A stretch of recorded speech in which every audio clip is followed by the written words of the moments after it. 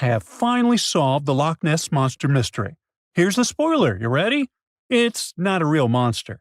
It's probably a dinosaur that survived through the ages, or just a bunch of debris floating on the water. Thanks to many findings on the Loch Ness creature, we have proof of another story to tell you. It was 1933 when a man named George Spicer and his wife were driving along the shores of Loch Ness. That's when they saw something massive with a long neck moving across the road. It looked like a creature straight out of the prehistoric era, a dinosaur-like beast unlike anything they'd ever seen. That was the moment that Loch Ness monster theories started spreading around like wildfire.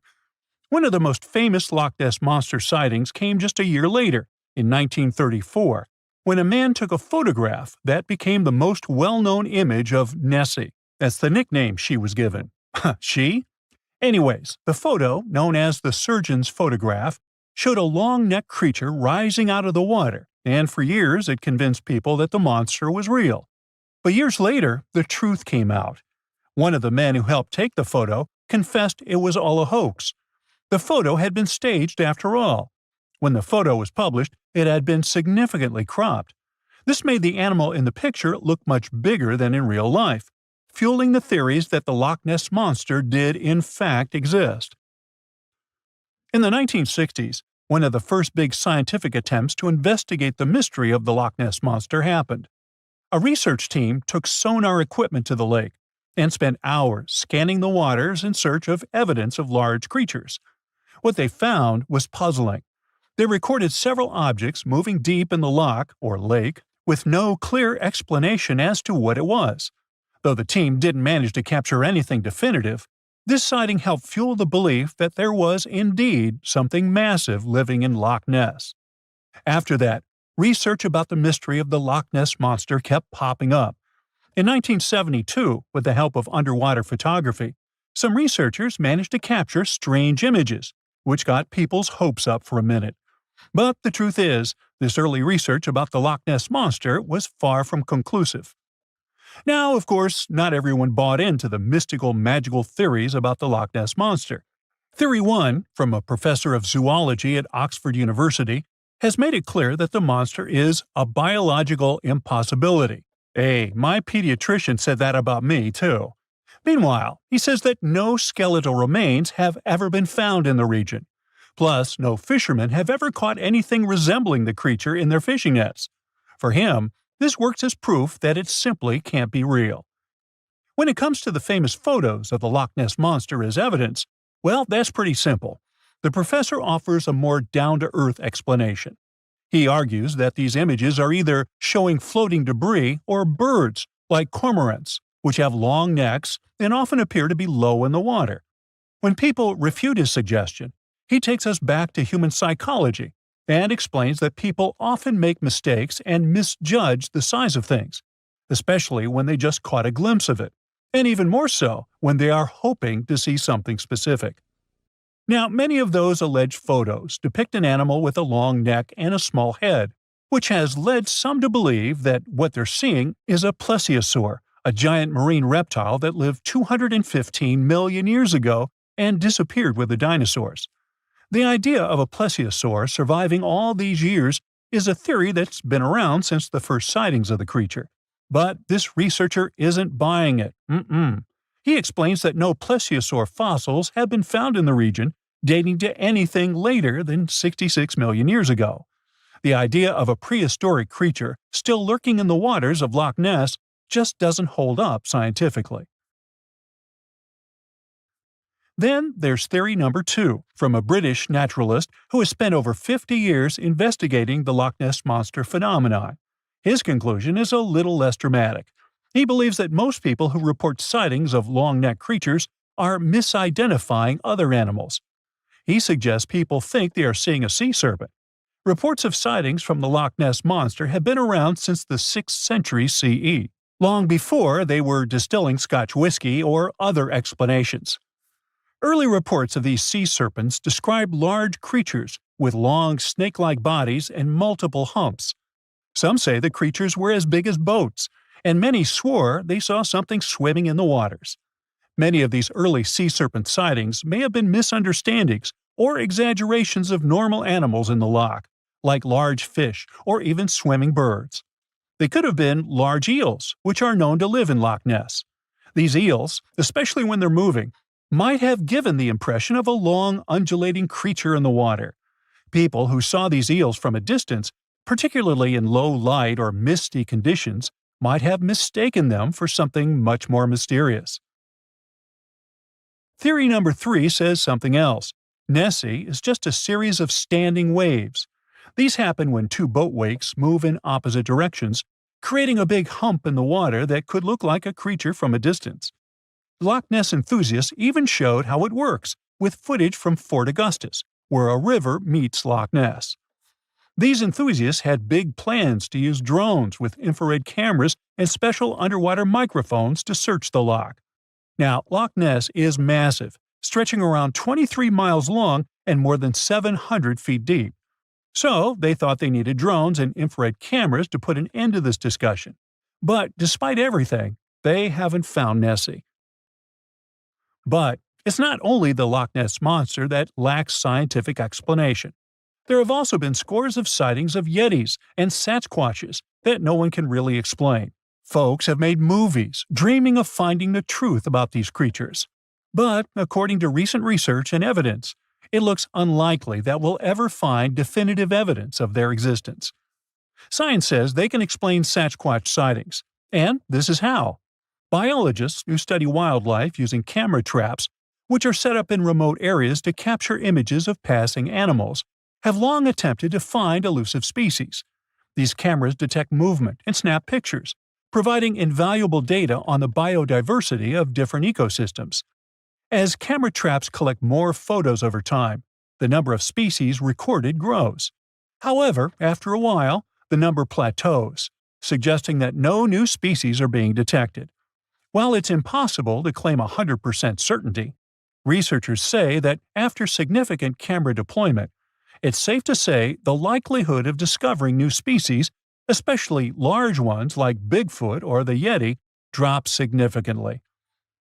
Camera trap studies have been running for years in regions where these creatures are rumored to live, but so far, no conclusive evidence has surfaced. Instead, the supposed proof of Bigfoot or the Yeti often comes from blurry photos or shaky videos taken by individuals who claim to have encountered them. The scientific understanding of biology also makes the existence of Bigfoot highly unlikely. Often described as a great ape, Bigfoot would have had to evolve in North America. However, great apes evolved in Africa, and the only great ape to make it to the Americas is Homo sapiens, whose ancestors crossed the Bering Strait only about 16,000 years ago. This is far too short a time for a new species like Bigfoot to have evolved. While it may be disappointing for these mysterious creature enthusiasts, the scientific evidence points firmly toward the conclusion that creatures like Bigfoot and the Yeti are more fantasy than reality. After decades of extensive scientific research, it's safe to say that yes, science has solved the mystery of the Loch Ness Monster, and it's pure fiction. So, what do you think? The legend goes that a dwarf named Fafnir was famous for his strength and courage. Because of his qualities, he was tasked with protecting their kingdom. Dwarves were known to gather a lot of wealth, so a bit of added security was a must. I mean, they lived in a house made from gold and precious gems. But Fafnir also had another special talent. He was able to shapeshift. Tricked by Loki, the Norse spirit of mischief, Fafnir was taken over by his greed and the shine of his father's treasure. He decided he did not want to share any of it, not even with his father or his brothers.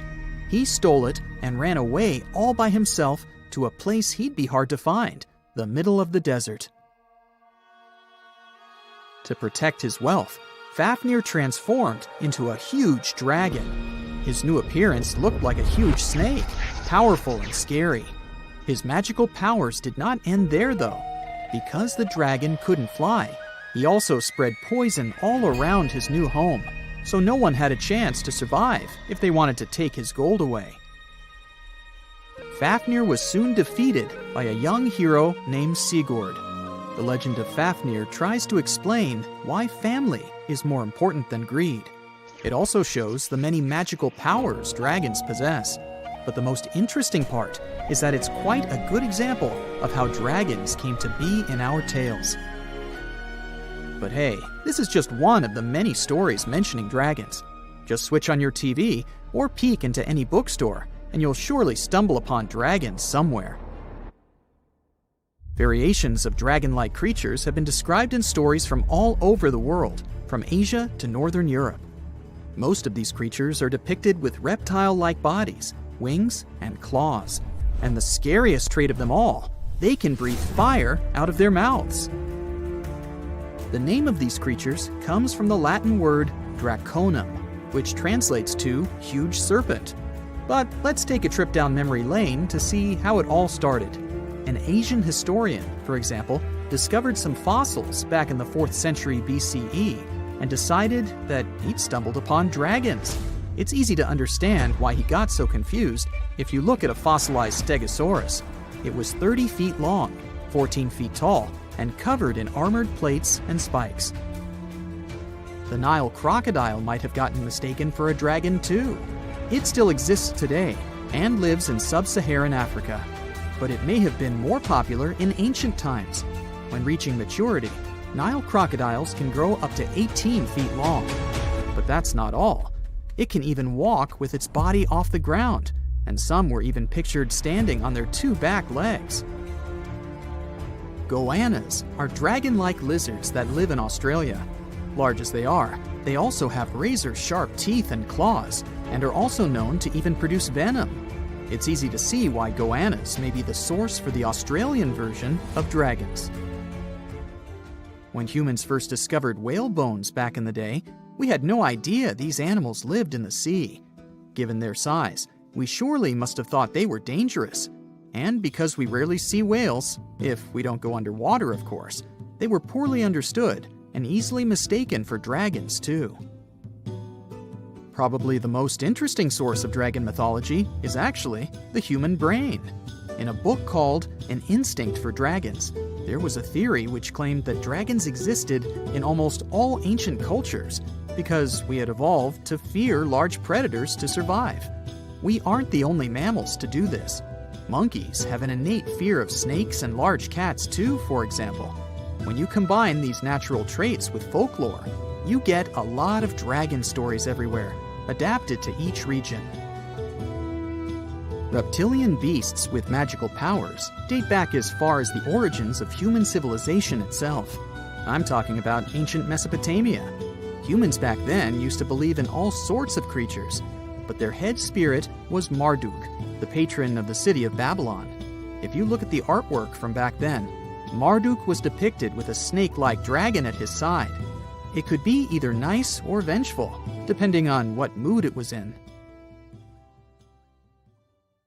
If you want to sign up to become a dragon, the first thing they'll ask you at the interview will be if you can breathe fire, of course.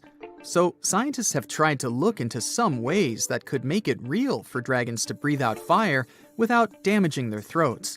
To do that, they examined the bombardier beetle.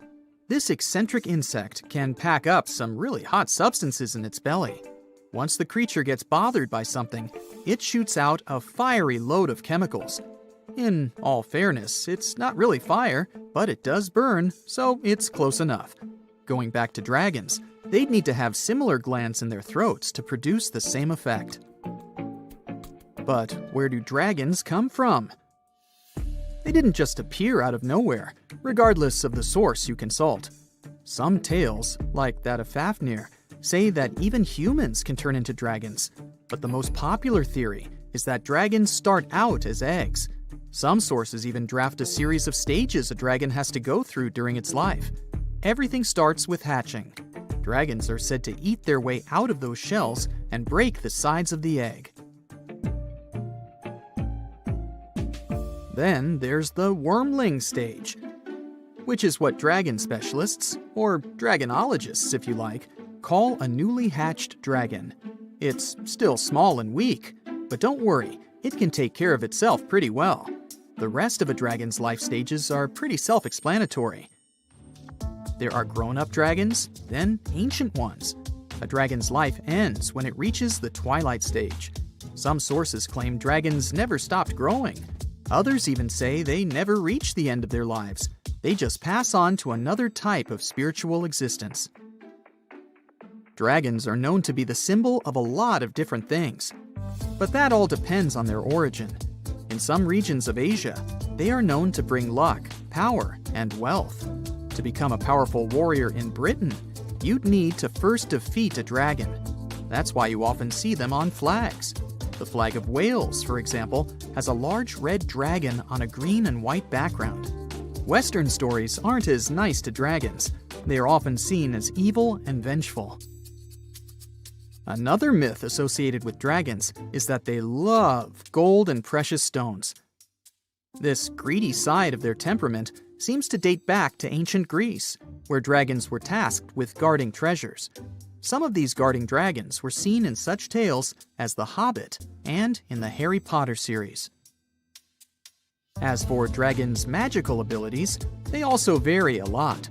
Some were said to have blood with supernatural properties.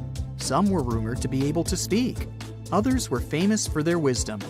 A lot of dragons in ancient literature could fly or shapeshift, even into humans.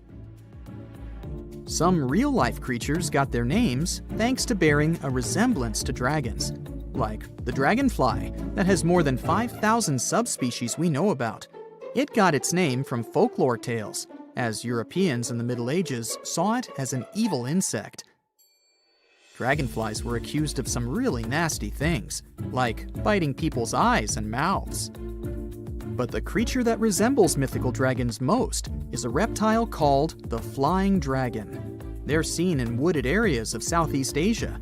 They don't really have wings per se, but parts of their ribs are elongated to support some extra skin that allows them to leap through the air between trees. Those wings are also brightly colored and contrast with their brown bodies. Something exciting and kinda unexpected popped out among the rocks of the Ica Valley in Peru. The bones of a really old whale that lived almost 40 million years ago. At first, no one was really impressed because the bones they found were big and weirdly shaped, so people just thought they were looking at giant boulders. I mean, that's cool too, but things got way better when they realized those were the remains of a very large, ancient animal that roamed along the coast of ancient Peru. Plus, it was probably the heaviest creature that ever lived. Sorry, blue whale, I know you worked hard to get to the top. The length of over 100 feet and weight of more than 200 tons brought you the status of the biggest animal on our planet. But it seems you've held the title long enough. Time to hand it over to our next candidate, and that one's really gigantic. This ocean beast was probably shorter than the blue whale, but heavier, with a weight that could be between 93 tons and 370 tons. If it's closer to the higher number, it'll make Prehistoric the biggest animal ever known to have lived on Earth. And it seems its weight was the result of having extremely thick, dense bones. You can see such bones today in manatees or some other early whales. Dense bones are a great tool for such marine mammals. This feature makes them heavy and allows them to stay submerged most of the time. But at the same time, if their body was too heavy, they would end up sinking all the time, and they would waste too much energy to move back up to the surface. So, to avoid sinking, marine mammals need to have enough lighter tissues, like muscles and fat, to help them float in the water without using too much energy. Now, scientists didn't have the whole skeleton, which makes it hard to tell how big the animal was. But they used the ratio of the heavy bones to the lighter tissues in other marine mammals to estimate the overall weight of this giant ancient whale. Experts found these fossils about 13 years ago and spent the next decade freeing the whale from the rock. Its anatomy and age showed this whale was a cousin of Basilosaurus, a whale that had a long snout full of sharp teeth, and a sleek body similar to that of an eel. Even if Prehistoric wasn't bigger than the blue whale, it was still a giant that ruled the ocean depths. Unlike modern whales, there's a possibility that this ancient fellow was a predator that liked to go after bigger prey. And this also changes how we see the history of whales. Scientists used to think these magnificent creatures became really big about 5 million years ago when they started eating lots of small creatures. But here's the proof that giant whales existed even before that. But it's still unclear how this whale managed to find enough food to sustain its enormous body. Plus, it's still hard to tell what exactly this ancient creature had on its menu. It was pretty large and not such a fast swimmer, so it's possible it searched for food in shallow waters. Then it probably ate crustaceans, clams, or some other small animals hiding in the sand.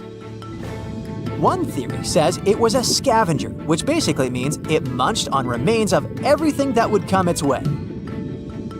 It's not so unusual to find marine animals in deserts. Many of these regions used to be covered with water anyway. The Sahara in Africa is a perfect example. About 50 to 100 million years ago, this was not a dry desert, but a shallow saltwater body called the Trans-Saharan Seaway. The land is not wet there anymore, of course, but people who lived in that area knew about it because they used to find old shells across the desert. The sea was about 164 feet deep. That sounds enough for a nice swim. Some would say this area looked like modern Puerto Rico, with lots of sun and shallow water. Mangrove forests were a common thing as well as seafloors covered with mollusks, like snails and clams. The marine sediment that was left behind after the sea had dried up is full of different fossils. And the animal that lived in that ancient underwater world didn't look friendly. Plus, they were much bigger than their relatives from modern times, so a regular-sized human would end up as a snack, not even a whole meal. Normally, when animals live on small islands, they can become much bigger than their relatives from the mainland. This is something we call island gigantism, and it happens because there are more resources or fewer predators on islands. Maybe the same thing happened in the Trans-Saharan Seaway. Even though it wasn't an actual island, the water moved in and out, which created little pockets of water. And specific conditions in these pockets might have helped animals grow bigger. So we're talking about giant sea snakes, catfish, and fish that no longer exist today. One had incredibly strong jaws, and the animal used them to eat hard things and even crush shells. Their teeth showed they were fierce predators other animals had every reason to be afraid of. They went through some changes when it came to diet, similar to some types of piranhas. And the competition to get to the top of the food chain wasn't a joke. Not when there were also such large predators as sharks, crocodiles, and ancient relatives of elephants. Sahara went through different phases. If you could use a time machine and take a peek at Earth's largest hot desert as it was about 6,000 years ago, you wouldn't have to struggle with sand and heat. You'd have a nice walk through a green and pretty lush place. In the past, people who lived in that area didn't leave drawings on cave walls that showed camels, sand dunes, and scorpions. All those things you'd see in today's Sahara. Instead, they drew crocodiles. That's additional evidence that the Sahara used to have a lot of water and plants enough to support these big yet scary animals. Around 3 billion years ago, Earth might have been mostly covered with water. Today, it's about 71% of its surface, but it seems that our planet used to be a giant ocean world with no continents at all, just some scattered islands. Scientists studied special rocks in Western Australia that formed in a place deep under the ocean called a hydrothermal vent system. To explain this better, it's important to mention two common oxygen types, O16 and O18. O18 is heavier because it has extra neutrons. O16 evaporates from water more easily, and as researchers studied an old ocean floor, they found a lot of O18, more than in today's oceans. This way, they realized ancient Earth had less dry land than Earth today. Australia is a good spot to conduct these studies because a long time ago, it also used to be a beautiful place with large animals and lush rainforests. But as time went by, the land became drier and Australia had more deserts formed, such as the Great Victoria Desert. Rainforest remained only on the edges of the continent. What happens with deserts across the globe is called desertification. That's when land that used to be good for growing things turns into a desert or something similar. Our planet changes over time, together with its climate. But desertification also happens because of human activities, like mining, farming, and building cities. And when land turns into a desert, it's a problem because it can't support people and animals anymore. Food doesn't grow there. There's not enough clean water, and animals lose their homes. To help with this problem, there's a plan many countries agreed to. They decided to work with farmers to take care of the land, fix damaged areas, and manage water better. All in all, to make our planet a better place for life. Now, if Earth's history were a movie, we humans would only take up the last second of the end credits. Our planet has been around for about 4.6 billion years, but our human story began about 300,000 years ago in Africa. Now, our ancestors had some wild adventures in nature. They could have run into creatures so big they'd make today's elephants look like puppies. The woolly mammoth is a pretty famous animal, sure. His cousin, though, the Colombian mammoth, not so much. This giant used to roam places from Canada all the way down to Mexico. Unlike the furrier woolly mammoths, which hung out in colder places, these animals had shorter hair, resembling huge elephants. They also had incredibly large tusks, like 12 feet worth of spiraling, sturdy tusks. And they weren't just for show, they came in handy when facing predators. That includes our ancestors. If you think about sloths these days, you're picturing these adorably slow creatures. They couldn't possibly be in your list of most dangerous animals. Well, their grandparents might have. For starters, we call them ground sloths, and they vary a lot in size. Some were as big as rhinos, and others, like the Megatherium, were as colossal as elephants. Imagine seeing a 20-foot-long sloth which doesn't mind chewing on some meat every now and then, at least in theory. Ever heard of Bigfoot? Well, our next animal kind of looks like him, but is a distant cousin to orangutans. Meet Gigantoycus, the largest primate to ever call our planet its home. Standing tall at 10 feet and weighing more than 600 pounds, these animals were amazing to look at in real life. Unlike Bigfoot, they weren't constantly hiding. In fact, it's believed they were peaceful and gentle creatures. Sadly, they faded away about 100,000 years ago, mainly because their food sources slowly became unavailable. Those lush, fruity forests they called home eventually turned into dry grasslands. Next on our list is the cave hyena. Weighing a chunky 250 pounds and standing 3 feet tall, these beasts were as long as a grown-up lying down. What's even more interesting about these creatures is that they love hanging out in groups. A pack could be as big as 30 of these animals, which meant they could easily take on even the biggest, heaviest mastodons. Our ancient families would have needed to stay alert around these hungry specimens. Sadly for these hyenas, about 20,000 years ago, their numbers started going down. Soon enough, they completely disappeared from the planet. Quick pop quiz. What's called a tiger but isn't really one? It's the saber-tooth tiger.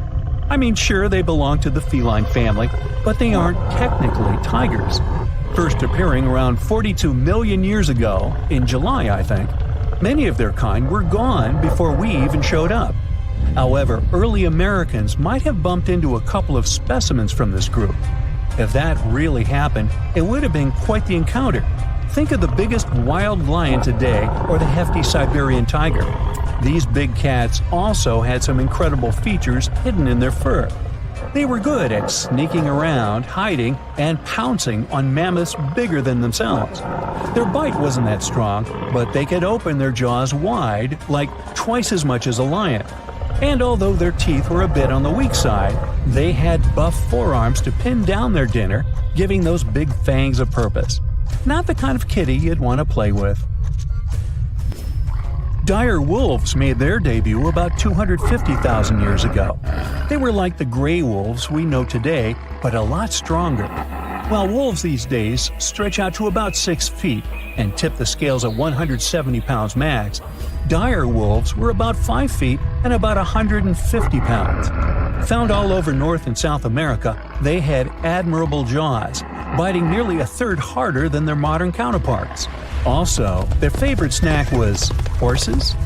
But just like many other majestic beasts of the past, they faded away around 10,000 years ago. Now, names can be deceiving. Take the American lion, for example.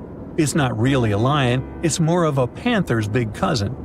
The other part of the name is correct, though. They did live in America about 330,000 years ago. This feline was no lap cat either. They were at the top of the wildcat pyramid, weighing a colossal 772 pounds. That's like stacking 4 grown men on a scale. Even the mighty African lion would look a tad bit shy beside these beasts. With the muscle to take down a bison, you wouldn't want to accidentally interrupt their dinner. They parted ways with this planet around 11,000 years ago, right after the last ice age.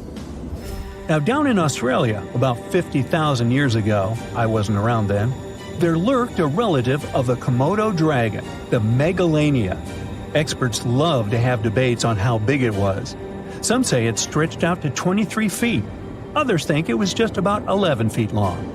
Either way, they were basically mega-sized Komodo dragons with a dangerous bite. If you think bears are already big and fluffy now, let's introduce the short-faced bear. While this big creature stood on its hind legs, it towered at 14 feet. With long limbs, they could outrun today's bears, hitting speeds up to 40 miles per hour. These ultra bears sadly disappeared around 11,600 years ago. Now imagine a crocodile. Okay, imagine that same crocodile, only supersized, with sporty legs, doing its thing in Australia about 1.6 million years ago. Well, say hello to the quincana. These crocs were extremely large, reaching 23 feet. And no, they weren't lazy river loungers. These creatures really love spending time on land. They evolved to have strong legs for their chases and razor-sharp teeth designed for slicing, not gripping. When did we stop sharing beaches with them? About 40,000 years ago. The name elephant bird might not sound familiar, but try to picture a bird that stood tall, as high as a basketball hoop at 10 feet, and weighed as much as a small car, 1,500 pounds. Their eggs were equally huge, like 150 chicken eggs bundled up into one. Now, as amazing as these birds sound, there's a lot we still don't know about them. They're hard to study, as most extinct animals are. Still, some recent studies have given us some clues. Scientists have been examining ancient molecules from their fossilized eggshells. It's an awesome piece of evidence, since these birdies' shells were thick, preserving precious DNA inside. Plus, there are tons of these eggshell fragments sprinkled all over Madagascar's beaches. Because of these findings, we now know these birds were herbivores and loved eating leaves and seeds. We also know the tiny kiwi bird is its closest living relative. Now, dodos were these amazing birds we also used to share the planet with. They're like distant cousins to ancient pigeons.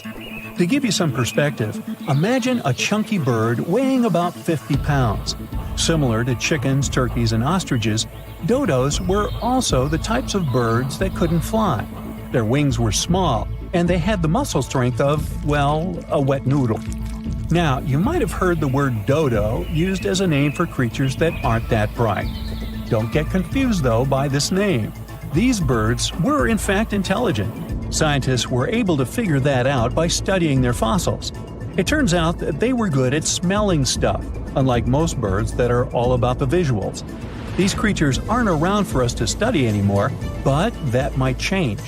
One evolutionary biologist is on a mission to fully understand these amazing ancient birds. On that note, she revealed that the dodo's DNA has been completely sequenced. There are even talks about potentially bringing dodos back to life. They would make a nice addition to the lovely beaches of Mauritius, the place they used to call home many, many years ago.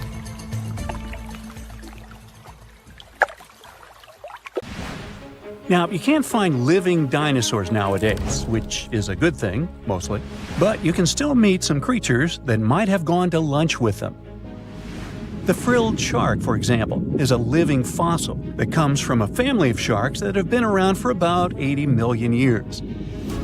One of the coolest things about it is its long, eel-like body that can grow as long as 6 feet. It has 6 pairs of gills on its throat, which help the frilled shark breathe in the deep, cold ocean where there isn't much oxygen. The shark can move very quickly, like a snake, to catch its prey when it least expects it. Little frilled sharks take an exceptionally long time to grow, up to 3.5 years, which is one of the longest times for any animal with a backbone. The Chinese giant salamander is another living fossil that can tell you what was going on Earth around 170 million years ago. Now, when I say tell, I really mean it, as it can make sounds like hisses, whistles, and barks, and even a noise that sounds like a crying kid. The biggest Chinese salamander found so far weighed 130 pounds, as heavy as 2 Dalmatians, and was almost 6 feet long. Giant salamanders like to be alone. Hey, I want to be alone. And will chase away other salamanders from their space, except when it's time to start a family. During the day, they hide and sleep under rocks. They can make a special substance from their skin that keeps predators away. Now, gharials are reptiles that have been around for about 38 million years. They live in India and Nepal in slow-moving, muddy rivers. Sadly, there are very few gharials left in the wild, less than 100. These creatures can't control their body temperature, so they need to sunbathe to get warm or cool down in the water if they get too hot. Their eyes are close together and face forward, which helps them see in 3 dimensions and judge distances more accurately. Gharials also have a transparent third eyelid that protects their eyes when they're underwater. They have over 100 sharp teeth, but they can't chew their food. Instead, they use their strong jaws to grab prey and then, swallow it whole. The alligator gar is a fish that has a family history of more than 100 million years. It still has some cool features from ancient times, like being able to breathe both air and water. It also has a special spiral-shaped intestine, like a shark. The alligator gar is one of the biggest and heaviest fish in North America. Just like an alligator, it has a long body and snout, plus a row of sharp teeth. But instead of legs, the gar has fins to help it swim underwater. The tuatara isn't a lizard as you might think, and isn't a dinosaur either. This New Zealand resident is one of the most unique animals in the world. Scientists love studying tuataras because they can help us understand how today's lizards and snakes evolved. One of the coolest things about the tuatara is its third eye, called a parietal eye, on its head. It has its own lens, retina, and a nerve that connects it to the brain. Scientists think it might help the tuatara know when it's light or dark outside and absorb sunlight to make vitamin D or help them keep their body temperature exactly right. Tuataras can live an extraordinarily long time, up to 100 years. Cassowaries are the youngsters on our list, as they've been around for only 60 million years. They have some things in common with dinosaurs, like their 3-toed feet and how they breathe. Cassowaries love to eat fruit, lots and lots of fruit. This love of fruit helps the rainforest, because when cassowaries eat the fruit, their bodies don't harm the seeds inside. As they move around the forest, they spread these seeds, you can guess how, with their own natural fertilizer, helping new plants grow. Cassowaries are big birds, about 6 feet tall and weigh over 100 pounds. They have a special claw on each foot that is 5 inches long, and they can use it to kick real fast. If they feel threatened, they can charge, kick, and even jump on someone.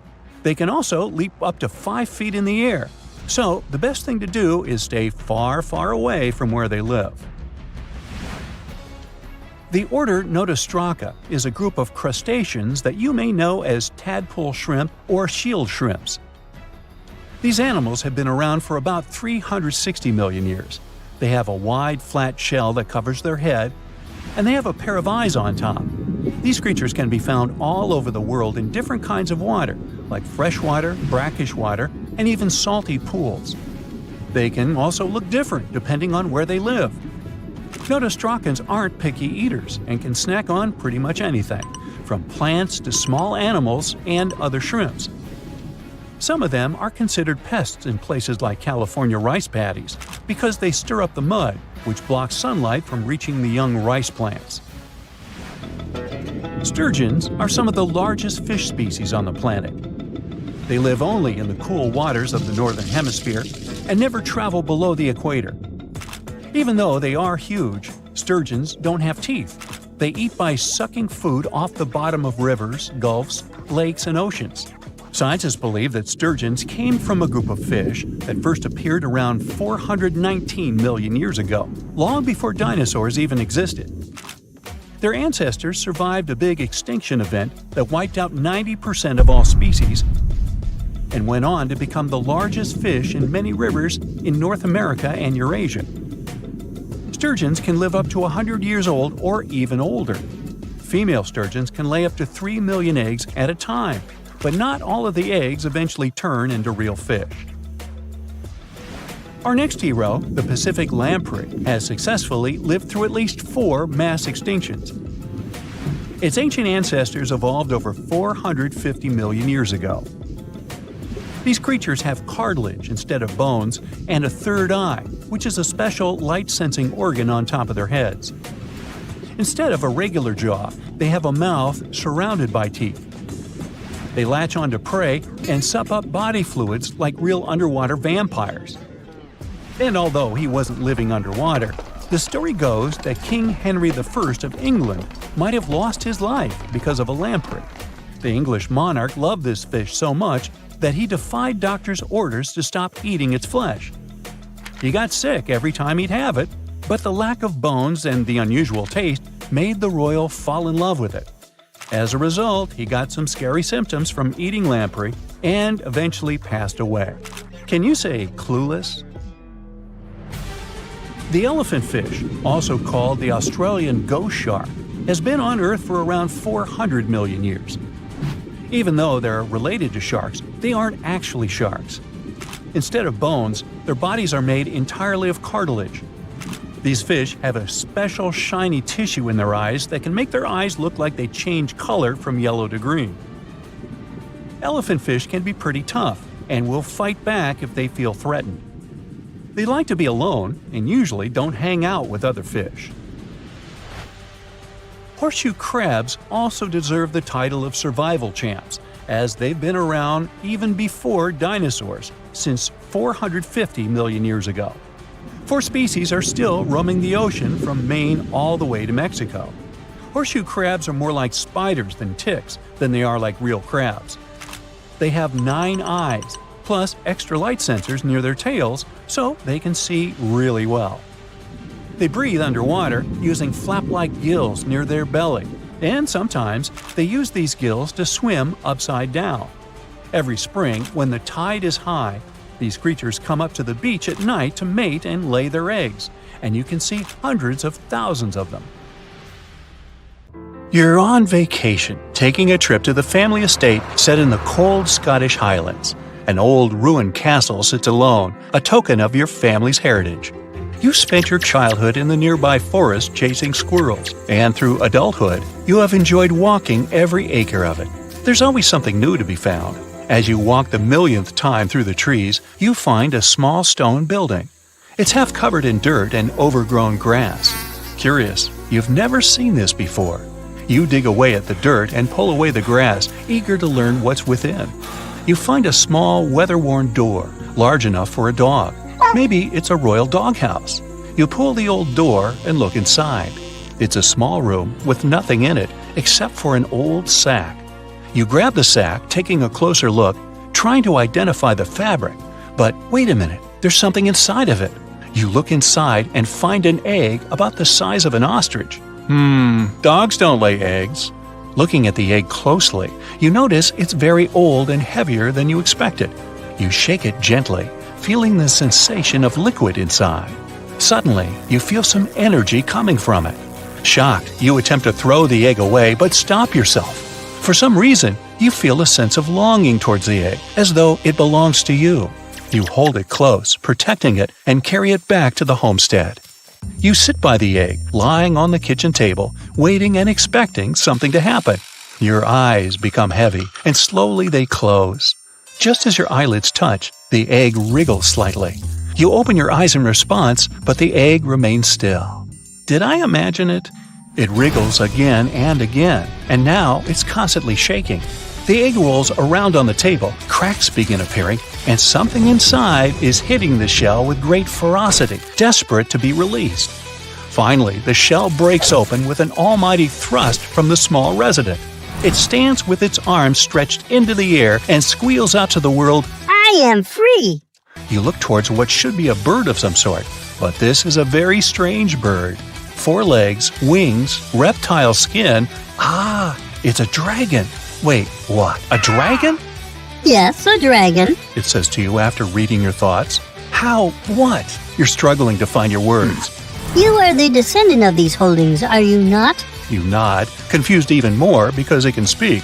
As per the decree of 1061, we few that are laid within an egg are loyal to the caretaker side. You look at one another. The dragon is definitely waiting for some response. You are so confused you can't utter a word. Have you chosen a name for me to which I am to respond? A name. Right, I will call you Dog. Dog responds by bowing honorably. It is a worthy name I hope to bring glory to. Glory? I don't understand why you're here, though. Why now? Dog explains that when elements of magic within the air react, it creates a perfect environment for dragon eggs to hatch. From a scientific perspective, changes within the Earth's atmosphere could probably explain all this. Whether it's the temperature, hydrogen levels, or changes in the ocean, it's impossible to determine. You accept that it's just magic. Exhausted by the events, you head to bed. The following morning, you awake, expecting to see Dog waiting for you. He's nowhere to be found. You go outside.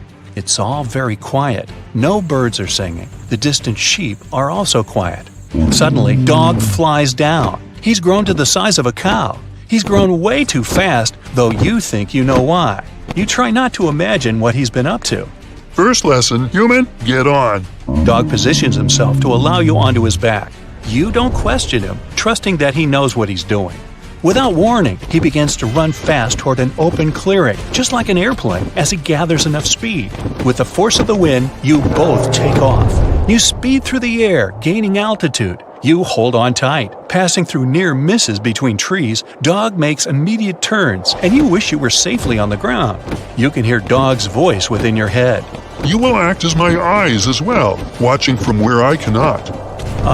I see trees all around. There are some hills in the distance. Not now. Dog interrupts.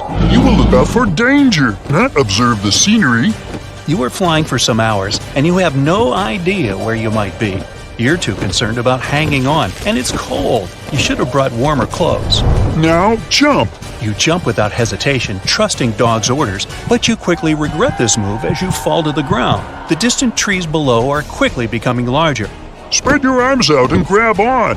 Dog pulls in beneath. You land on top of him and grasp him immediately. Good job. We only get one try at that trick. Dog laughs. You safely land in a landscape you're unfamiliar with. Fetch some wood. We'll make camp. Annoyed at taking orders from what's meant to be your dragon, you respectfully go to collect wood as Dog flies away. You collect a good pile all stacked neatly. Dog lands with a sudden thud next to it. He doesn't acknowledge your hard work and starts it up with one puff. He lays peacefully and drifts off to sleep, snoring loudly straight away. You enjoy the warmth, but it's still uncomfortable on the ground. You feel it would be appropriate to lay next to Dog, and he gives you a flick of his tail. Oh, man. With his eyes still closed, he grumbles, I am not furniture. I am a dragon. and goes back to sleep. You lay down elsewhere and drift off to sleep uncomfortably. As you wake up the next morning, there's hardly any warmth coming from the charcoal remains. Dog is nowhere to be found. Not surprised, you sigh, worst dragon ever. Dog arrives in his classic unexpected style and throws you some cooked meat. You don't ask where he got it. Best not to know. Eat well. Today is our biggest task. Danger approaches. Dog stands looking out towards the unknown. You eat your meal, enjoying the little something this partnership has provided. You look up and notice that Dog's size has grown twice as large overnight. You gather to his back and climb up. His wings are so large now he doesn't need a runway and takes flight without warning. Be on the lookout today. Today is the day. As Dog rushes forward, you ask, "What day?" Just be focused. Dog yells. Together, you fly north. The air is cooler, but Dog's body warmth is greater today. Dark clouds form in the distance. Flying closer, you can see things in the distance, unsure to make out what they are. Dog realizes your concern.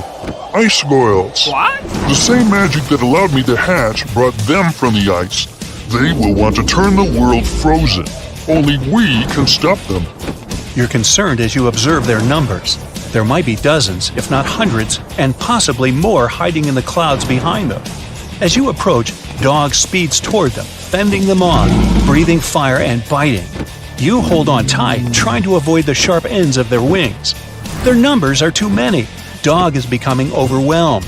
An ice squirrel from overhead speeds down, targeting Dog, realizing he's unable to do anything as he's facing several of those at once.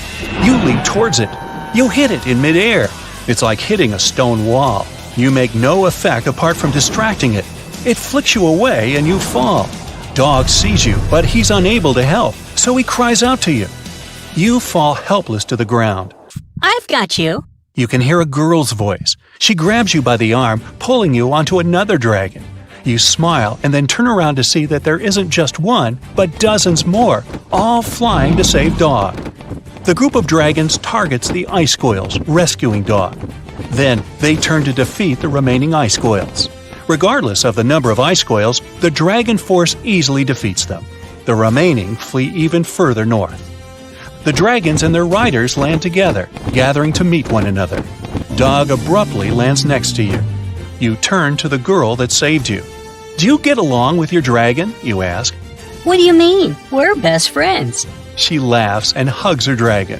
"Good for you," you sigh as Dog pats you on the head. When we look at creatures in the animal kingdom, we often have the following thought. If they have similar traits, they must be related somehow.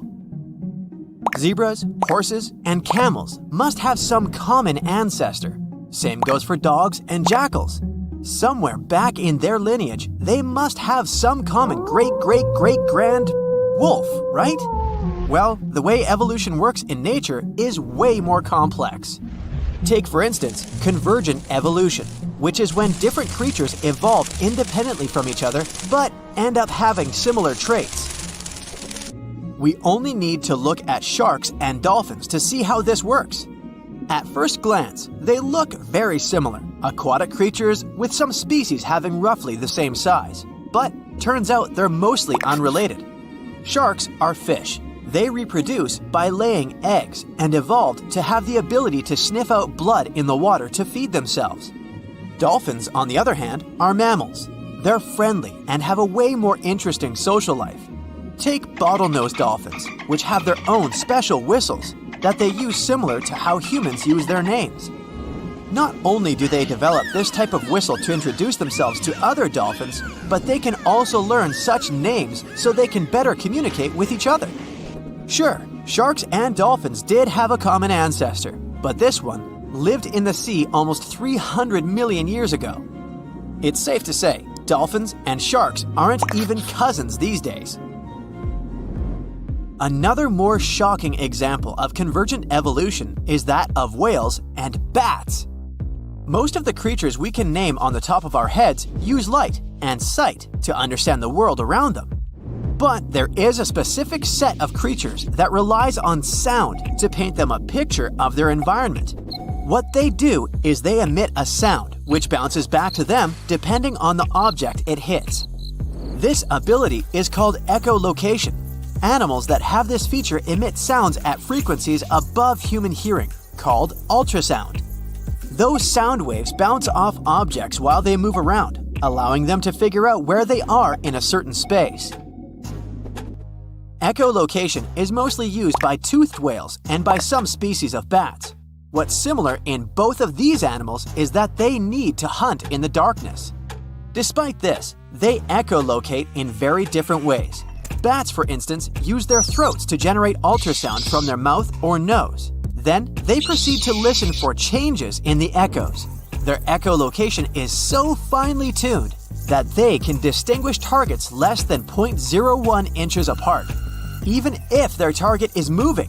Whales, on the other hand, echolocate by pushing air through their nasal cavity. This movement creates vibrations in a special fatty organ called the melon. This organ focuses and modulates the sound, which then passes into the water around the whale. Whales then pick up the reflections of these sounds through their lower jaw and around the ears. Another striking example of evolutionary convergence is that of Ichthyosaurus and dolphins. Visually, the Mesozoic fish lizards named Ichthyosaurus seem very similar to modern dolphins. But the friendly mammals are much more related to giraffes and camels than the ancient creatures. Despite being 200 million years apart, they do share some common traits which mislead people into thinking they belong to the same species. But that's mostly because they lived in the same environment. They both evolved to feature dorsal fins, which keep them balanced while swimming. Now, let's look at Phytosaurus and crocodiles. The first ones were reptiles that roamed the Earth back in the Triassic period. They weren't dinosaurs, but they lived at the same time as the first dinosaurs did. Even though they look very similar, the first crocodiles popped up more than 70 million years later in the Cretaceous period. These two even fooled paleontologists at first.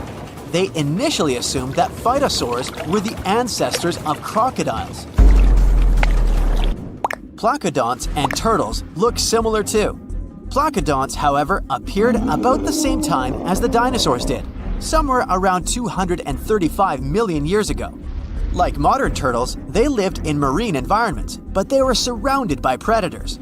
So, they evolved to have really strong shells to protect themselves. Turtles, however, made it to the scene around 100 million years later. Even modern cats have ancient lookalikes. They were called the Sparacidons, but they were carnivores and marsupials.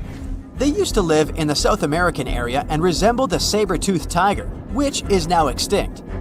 Speaking of saber-toothed tigers, how about one that's also related to the kangaroo? Yeah, this creature used to freely roam the Earth around 300 million years ago. The Thylacosmilus may have looked like a feline, but it was a marsupial, meaning it had a pouch of skin in which it carried its pups for a certain period after their birth, like kangaroos and opossums do today.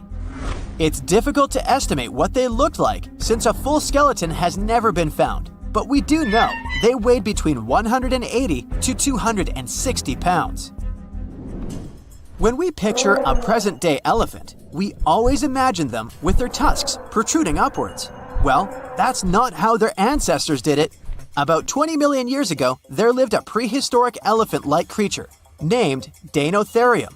It did, however, have both tusks curving down from their jaw. As with many other prehistoric creatures, we don't know why they had this feature the other way around.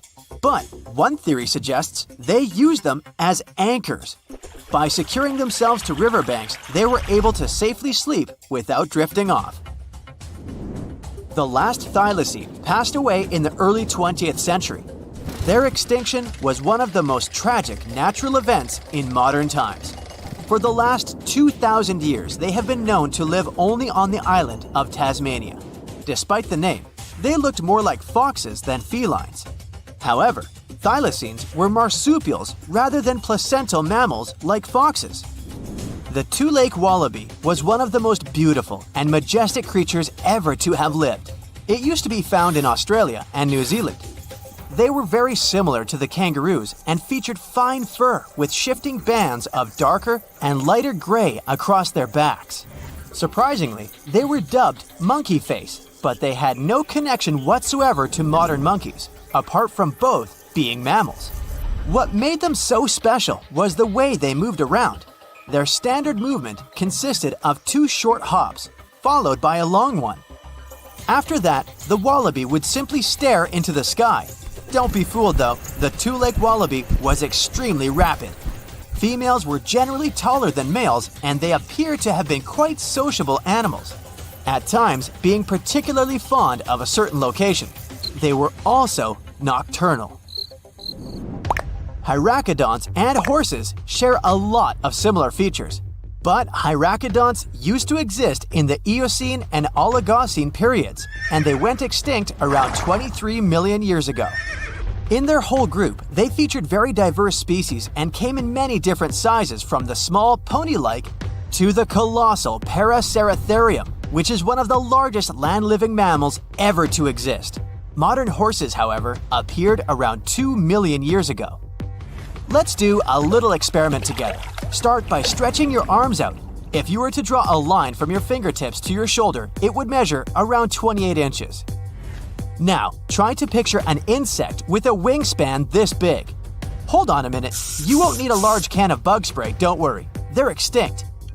But the gigantic Meganeuropsis did live around 250 to 300 million years ago. However, they most likely resembled the present-day dragonflies, despite not being technically related. Scientists figured out that they were not true dragonflies because of differences in the shape of their wing veins. Scientists still don't know why these bugs turned out so big. Some believe insects are limited in size because of the small quantity of oxygen they're able to take in. In the times when these insects roamed the Earth, the levels of oxygen in our atmosphere were much higher, so that might be one explanation. Other specialists think that they got so big because there wasn't any other predator large enough to pick them up from the ground. So, we all know that Mother Nature is wise. If she blesses some creature with a particular body part, it should make perfect sense, right? Well, yeah, but still, some wildlife shots make you wonder if evolution has gone the wrong way. Snakes' natural design allows them to swallow a whole mouse. But in some cases, this cool ability can turn against them. Yes, snakes can actually swallow themselves. Scientists believe that they mostly do this because of stress, captivity, temperature regulation, hunger, or illness. The snake is pretty helpless in this situation, you can tell. If it doesn't get help in time, digestive juices may begin to corrode the swallowed tail. So if you ever catch your pet snake doing this, try to stop it, or take it to the vet. Okay, but what about the fangs, I hear you ask? Does a venomous snake have immunity to its own venom? Well, if the snake digests it, it will be okay. It's because protein is a primary component in venom. And besides, the venom is excreted by the gland in the snake's mouth. So no matter whom the snake bites, chances are that it's going to drink a bit. So the only way a snake can actually suffer from its own venom is by biting itself straight into the blood vessel. In this case, it'll experience the same reaction as any other animal. Now, think you're having a bad hair day? Hey, check this guy out. Chris was an Australian merino ram who became a celebrity in 2015 after being discovered in the wild. Farmers shorn him and gained nearly 90 pounds of wool. When the animal was found, he carried over 5 years' worth of fleece on his body. But Chris belonged to the domestic sheep breed that needs to be shorn regularly. Otherwise, the animal is at great risk of injury and infection. So the lives of these cuties depend directly on going to the hairdresser. Shall we talk about horns? Cattle, goats, and many other species proudly wear this fancy headdress not only for fashion, but also as a weapon for brutal battles. If you ask this bighorn sheep ram directly how old he is, you'll probably hear something like, "Bah." But if you want to get a more precise answer, you can count the number of rings on his horns. The biggest and the darkest ring usually marks the 4th birthday, when the ram matures enough for mating. Although animal horns may look very tough, in fact, most of them are made of keratin. It's the same protein that builds human hair and nails. Horns never stop growing as the animal ages, just like our own hair. And eventually, they can curl into really extravagant shapes, making these weapons turn against their owners. This is what a Wiltshire sheep horn looks like when it's young. But as the years go by, the horns typically curl in front of its face. And while most grow out harmlessly, the inward-growing horns can end up dangerously close to the sheep's head. Like this ram who's having bad luck, to say the least. Its horn has slowly grown into its own skull, and eventually, well, it didn't end well for the sheep. Of course, this would hardly have happened on a farm, because people would have made a preventive horn cut. But unfortunately, in the wild, animals cannot use hairdresser services. That's why they use rocks and branches to rub and grind away at their horns to keep them safe, just like humans trim their nails. Faulty genetics is not the only reason for the horn distortion. You see, when males of the species want to fight for dominance, they begin to butt heads to show each other who's the alpha male here. These battles can break horn plates, making them grow at weird and dangerous angles. The fancier the original shape of the horns is, the more problems their fracture may cause. This poor African kudu is a bright example. Fortunately, in some cases, unlimited body part growth can be good for the animal. Just take a look at these adorable smiles. If you happen to break off your own molar tooth, your dentist would probably say it's irreversible and offer a replacement. But if an alpaca breaks its front teeth, all it has to do is wait a bit. Although these animals don't have upper teeth, their lower teeth constantly grow throughout their lifetime, and they might look pretty creepy when they get too long. That's why some farmers prefer trimming them from time to time, just like pet owners cut the nails of their cats or dogs. Now, llamas look so similar to alpacas that many people confuse these two species. But the significant difference between them is that llamas' front teeth are encased in enamel. That's why, unlike alpacas, they don't possess the superpower of limited growth. Too bad. Unlike the keratin horns, deer antlers are made entirely of bone. Typically, only male deers, called stags, grow antlers. Very rarely, females can grow them too due to a serious hormone imbalance. This is a deer equivalent of a beard on a human female that sometimes can appear due to various diseases. Adult deers grow and shed their antlers annually, which coincides with the breeding season. At first, their antlers are covered in velvet, a protective skin with blood vessels. But once the antler is fully developed, the deer gets rid of the velvet, just like snakes shed their skin. Although this process doesn't harm the deer, it may look pretty spooky. Once the brand new antlers are ready, stags begin to fight with other males over the ladies' attention. Usually stags barely eat or sleep during this competition. And if you ever question whether the antlers of two deers can get locked together, the answer is yes. Every stag is risking ending up stuck with his own rival instead of having a romantic night out with a female deer. Bummer. Moreover, all the traumas that the deer gets during the mating season can influence further antler growth if specific nerves get damaged. Just like horns, antlers can develop at distorted angles because of genetic failures. Some mutations can even make them grow monstrously large. This unlucky deer can barely move his head without losing balance.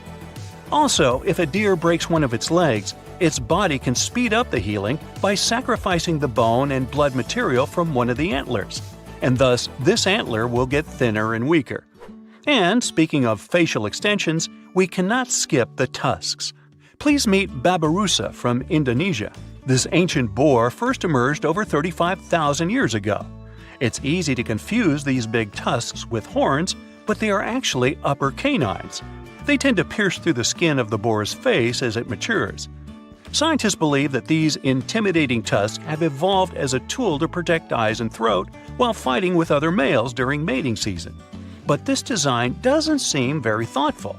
If a male boar doesn't grind his tusks regularly, they can end up curling back into his own skull, which can blind him or even worse. Now, what if I told you that hoofs can grow out of control just like horns and antlers? It took evolution millions of years to turn the middle toe of the animal's foot bone into the hoof. And just like toenails, they tend to grow and curl into creepy shapes if they aren't cut regularly. When donkeys or horses don't have a chance to wear down their hoofs naturally by walking on hard surfaces, they tend to overgrow. This makes the animals walk on the balls of their feet and overstretch the tendons, which may result in pain and bone loss. And eventually, they can lose the ability to walk at all. So if you ever come across a horse with curly hooves, consider calling the experts to give it an emergency manicure. Perhaps one of the most obvious questions regarding the undersea world is, can a fish drown in the water? Yup, it can. Although gills are an amazing gift of nature, there are still many factors that may deprive a fish of healthy breathing. When the oxygen level in the water is too low, fish begin to suffocate. But it happens very rarely in the wild. Oxygen deficit usually appears in aquariums that are not washed and replenished often enough. Also, parasites, diseases, and an overall imbalance in water components can cause the fish to drown. And on that note, I need to hoof it on out of here. See you next time. See this weird grayish lump lying on the ground and steaming? Well, what are you waiting for? Run as fast as you can. It can burst right into your face at any moment, leading to horrifying consequences. A disaster is unfolding in front of your eyes. At first, the ground starts trembling. A deep rumbling sound echoed through the valley. Then, boom, the volcano explodes, hurling glowing rocks high into the sky. Among them is a blob of molten rock, fresh from the Earth's fiery depths. As it's soaring, the blob begins to change. The cold air wraps around it, hardening its outer layer, while the inside remains hot and gooey. Some of its neighbors are different. Some have gas bubbles trapped inside. Others have solid rock cores, and a few stretch into long, twisting ribbons. The biggest of these flying blobs are as large as a small car. For 10 long seconds, the lava blob is flying and twisting and tumbling. Below, people begin to realize the extent of the danger and start scattering. It's useless. Flying blobs can travel for miles, up to 6 miles away to be precise. Then the moment comes. The lava blob slams into the ground. Some of its smaller companions have cooled completely and landed with a thud, but this one is still burning inside a crystalline container called a bleb. As it strikes the earth, its hard shell cracks and molten lava oozes out, sizzling and steaming, spreading out like a giant fiery pancake. The eruption is past, but the danger remains. Lava bombs, though fascinating, are among the most dangerous tricks of a volcano. The insides of the biggest blobs remain blazing hot, still bubbling with energy. They're not just warm, the temperature inside reaches hundreds of degrees. If one of these fiery projectiles struck a person, it would crush them instantly. Even worse, lava bombs can blow apart or cause secondary explosions in 2 cases. If the lava bomb has volcanic gases, like water vapor, CO2, or sulfur gases inside, rapid cooling can trap them. When pressure builds up, it can cause the bomb to burst. Or if a hot lava bomb lands in water or ice, the sudden temperature change can create steam explosions, sending debris flying.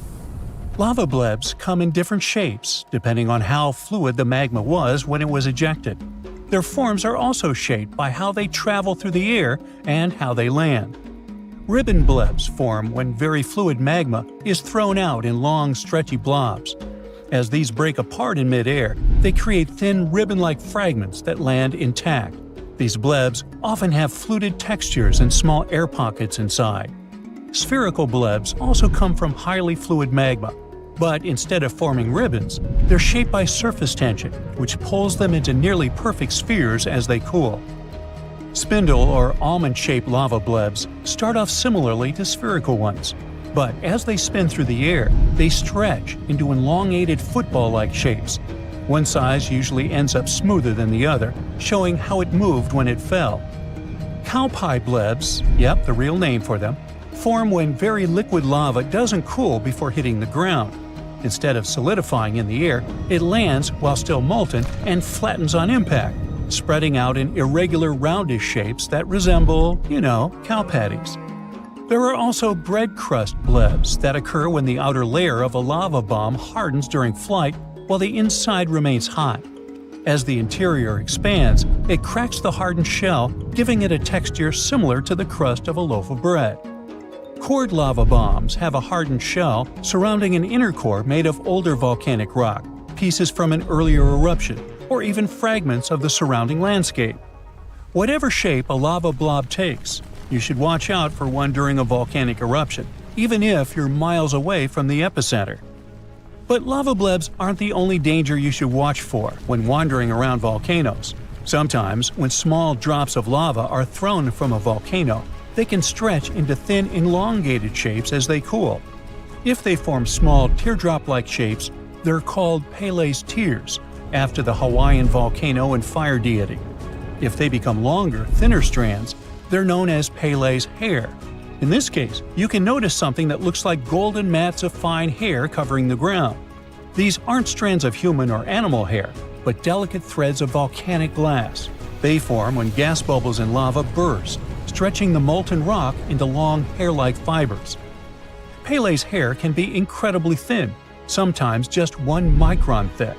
But at the same time, they can reach up to a couple of feet in length. They are so lightweight that the wind can easily carry them through the air. Later, they settle in low-lying areas, sometimes piling up in thick layers. Now, despite their delicate appearance, these strands are actually tiny pieces of glass. They are sharp and brittle, and if they get on the skin, they can cause irritation. If they get into the eyes, they can be even more dangerous. That's why it's very important to be cautious when around Pele's hair. Now imagine a tidal wave of fire and ash racing down a mountain with unstoppable force. This is a pyroclastic flow, a fast-moving surge of scorching gases and shattered rock that buries everything in its path. These flows can stretch for miles, moving as fast as a racing car and reaching temperatures hot enough to melt metal, up to 1800 degrees Fahrenheit. Pyroclastic flows strike without warning. The collapse of an erupting volcano's towering ash column or a lava dome, a massive plug of hardened lava sitting at the volcano's mouth, can easily trigger one. The moment it gives way, the fiery avalanche is unleashed, rolling down the slopes with terrifying speed, vaporizing forests, flattening villages, and incinerating anything caught in its path. There is no outrunning a pyroclastic flow. It is the most fatal force a volcano can unleash, responsible for claiming over 90,000 lives in the past 400 years. That's 1/3 of all volcanic fatalities. Not only do these flows burn, crush, and suffocate, but they also destroy buildings, bridges, and anything human-made. While scientists can predict the most likely paths, usually along valleys, history has shown that powerful flows can jump bridges, sweep over hills, and strike areas we once thought were safe. Volcanic lightning isn't as dangerous as a pyroclastic flow, but it's a breathtaking view. It forms only in the thick ash-filled clouds that erupt from certain volcanoes. These towering columns, called volcanic plumes, shoot up into the sky when a volcano releases massive amounts of ash. Not all volcanoes create these plumes. That's why volcanic lightning is rare. For example, the volcanoes in Hawaii mostly erupt with flowing lava rather than thick clouds of ash, so they almost never produce volcanic lightning. Now look at these tiny ash particles. Before an eruption, they're squeezed together inside the volcano under extreme pressure. But when they burst into the open air, they collide and rub against each other in a process known as friction. This friction charges the particles, just like when you rub a balloon on your hair. As these charged particles rise into the air, they start to separate. Positive charges move one way, and negative charges move in a different direction. When the difference in charge becomes too great, the energy bursts free as a lightning bolt, cutting through the volcanic plume. Some of the most devastating consequences of a volcanic eruption are lahars. A lahar is a powerful, fast-moving river of mud, ash, and rock that rushes down the slopes of a volcano, destroying everything in front of it. These terrifying mud flows form when heavy rains mix with loose volcanic debris. When lahars sometimes happen during an eruption, they can also strike without warning. This makes them especially dangerous. Like pyroclastic flows, lahars move fast, sometimes traveling hundreds of miles. They can bury entire towns, sweep away bridges, and wipe out roads, leaving behind a deep layer of mud and rock. One of the most devastating lahar disasters happened in Colombia in 1985 when the Nevado del Ruiz volcano unleashed a mud flow that buried the town of Armero, taking the lives of over 23,000 people. Another tragic event occurred in the 1990s when lahars and pyroclastic flows from the Soufriere Hills volcano wiped out the capital city of Plymouth, causing $500 million in damage. Despite their cold-blooded nature, crocodiles and alligators are some of the most caring and gentle parents in the animal world. Come on, really? Yeah. Females of these frightening animals lay from 10 to 60 eggs at a time, and then bury their eggs in riverside nests. They build the nests out of plants they break off with their teeth and push together using back legs. Then croc moms patiently wait up to 3 months, protecting their future babies from any danger. Although crocodiles themselves are very strong and frightening animals, they don't hesitate to hire special babysitters to protect their nests, the water thick-knees. It might seem like a risky deal, but these birds have formed a win-win alliance with crocs. They place their eggs nearby, and together, they scare away big reptiles like Nile monitors and other predators. Crocodiles have an excellent sense of hearing. Bird cries alert the mother about all uninvited guests, and the mama croc goes out of the water to protect her babies and bird nests along the way. When baby crocodiles are born, they're of a size of a large banana, and it takes years for them to reach maturity, from 4 to 15 years, depending on the species. In some cases, a female crocodile helps her babies to hatch by putting the eggs in her mouth and rolling them. Then she what, spits out a kid? Apparently so. Baby crocs tend to stay together close to their mommy during the first 1 to 3 years of life. The mother assists her children in digging out of the nest and carries them to the water in her mouth. A female crocodile can place up to 15 babies in her mouth at once, and instincts prevent her from closing her jaws. So newly hatched babies feel safe in the crocodile's mouth as if it were a cradle, with teeth. Although the croc teaches her babies to hunt and provides protection from predators, only about 1% of the hatchlings survive to adulthood due to predators and weather conditions. Sad news for any parent, but crocs are cold-blooded reptiles after all. The only reason they cry is physiological rather than emotional. When crocs spend enough time out of the water, their eyes get so dry that they cry to keep them lubricated. If a baby crocodile manages to survive its childhood, it gets the chance to live a very long life. Just like some other reptiles, turtles, and whales, crocodiles exhibit the so-called negligible senescence, or in simple words, a lack of normal aging. It means they don't actually get older, just bigger and badder. They're only afraid of getting sick or being attacked by other predators. Although the average lifespan of crocodiles varies from 50 to 70 years, some of them reach over 100 years. So in theory, someone may meet a 500-year-old crocodile as huge as an airplane somewhere deep in the tropics. But the chances to survive and tell the tale of this meeting are slim, because the crocodile's appetite grows in proportion to its body. Mr. Freshie, who passed away at the age of 140 years, was the oldest documented crocodile that was in captivity. It was caught in the Moorhead River in 1970 and resided at the Australian Zoo. Mr. Freshie was called after its kind, freshwater crocodile, the breed that has never been witnessed doing any harm to humans. At the age of 10, when crocodiles reach the body length of about 5 to 10 feet, they become mature enough to give birth to their own babies. The mating dance involves several steps. Males produce a special low-frequency sound which humans can't perceive. But for crocodile females, it sounds like an invitation to become a mother and continue the gentle parenting tradition. Hey, could we call this the Crocodile Rock? Hey, I like that song.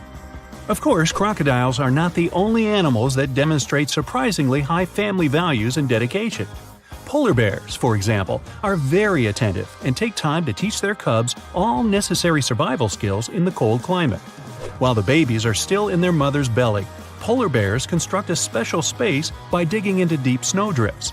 This space serves as a home for the future cubs. They spend their first months of their life getting milk and heat from their mother.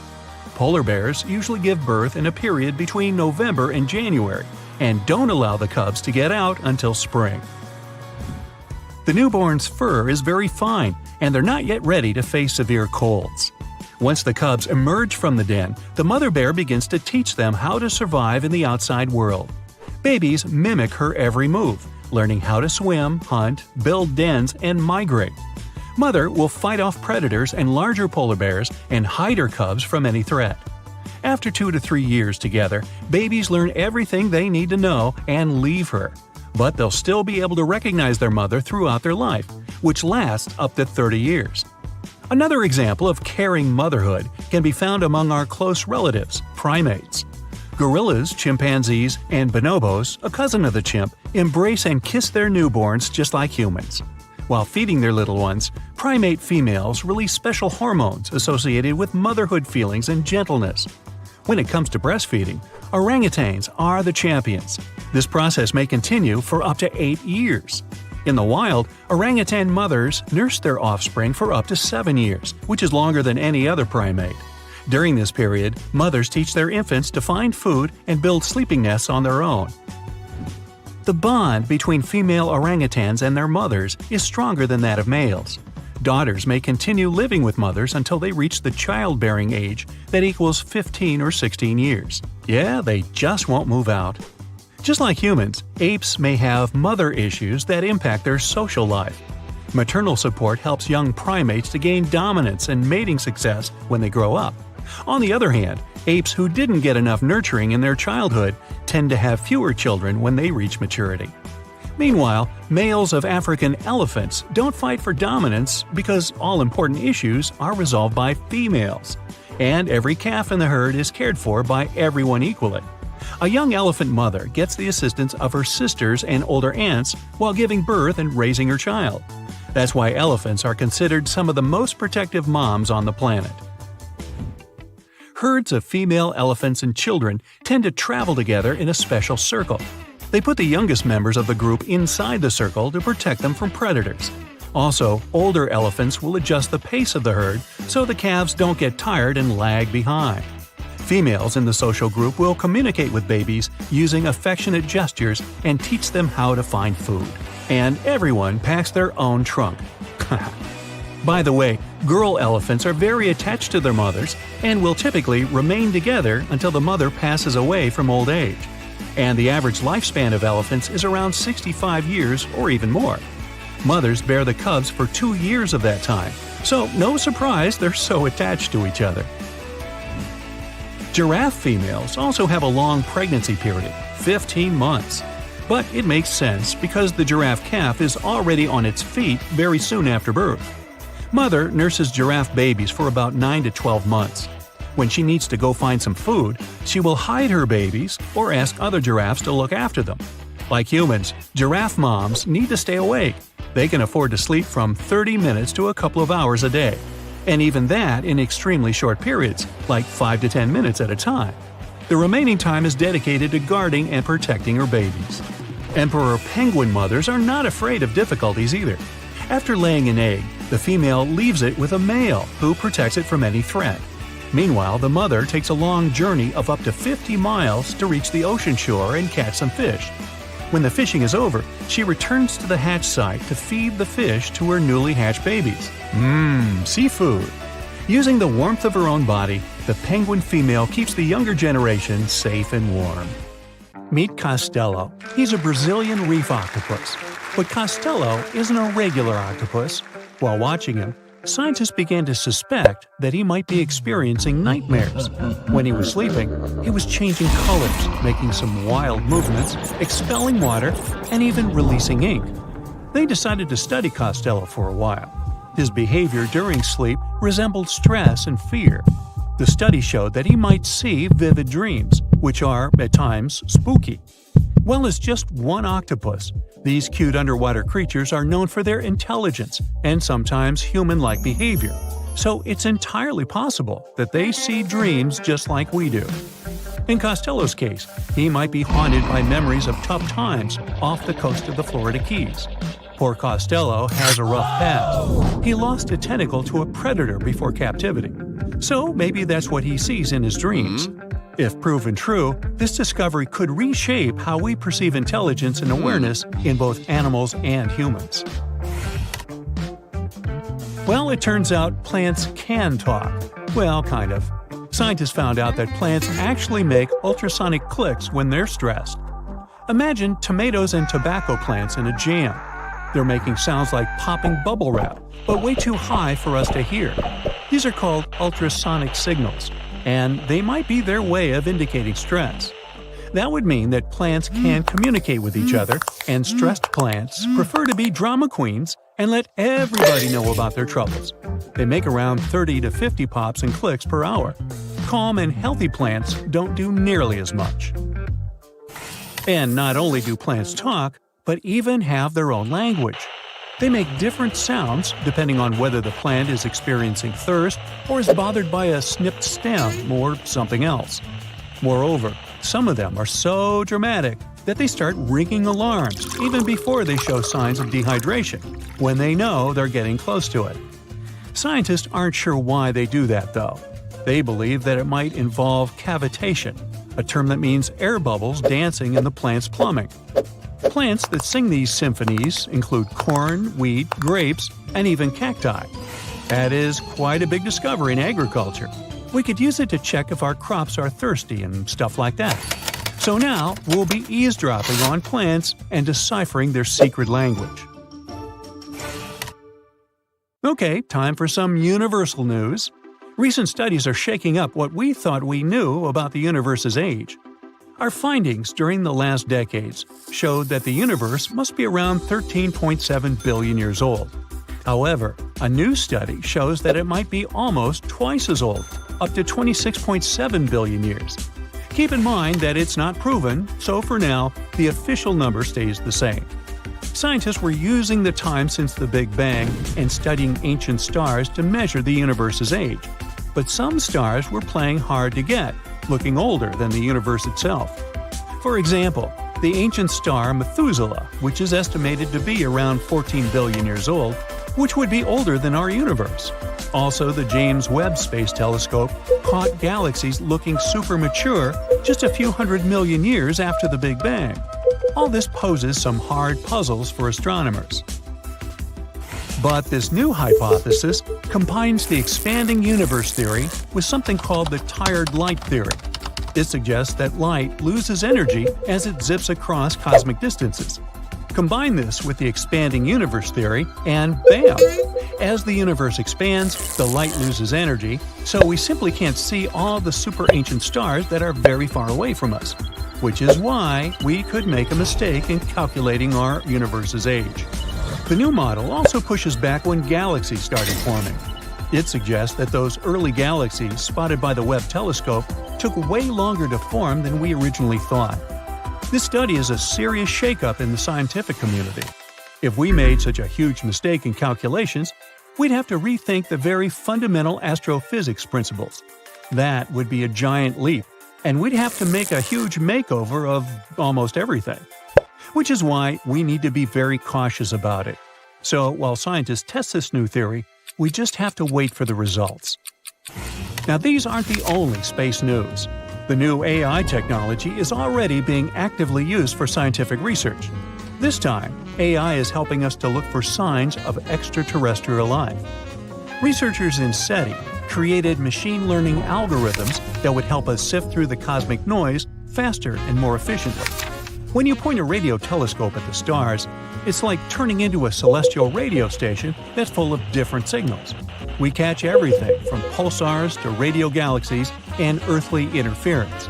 Obviously, it would be pretty hard to identify a potential signal from extraterrestrials in all this mess. For over 60 years, scientists had to do all this manually. It was a daunting task to scan the skies and explore countless stars and radio frequencies. But now, AI came to help. The algorithms are trained to recognize and distinguish known interference patterns, like those from mobile phones and electronic devices, amidst the cosmic data. They spot anything deviating from known patterns, the potential needle in the haystack. And we've already had some breakthroughs here. The astronomers caught 8 signals that didn't fit known patterns. While not confirmed as extraterrestrial life, they show that there's a great potential for future research. Going back to animals, this time we're visiting prehistoric Earth. Imagine turtles so massive they make today's turtles look like tiny toys. Recently, scientists stumbled upon the fossilized remains of one of these giants. It's a sea-dwelling titan that cruised the European waters about 80 to 70 million years ago. The discovery was accidental. A hiker in northern Spain stumbled upon fragments of this creature near the Pyrenees Mountains.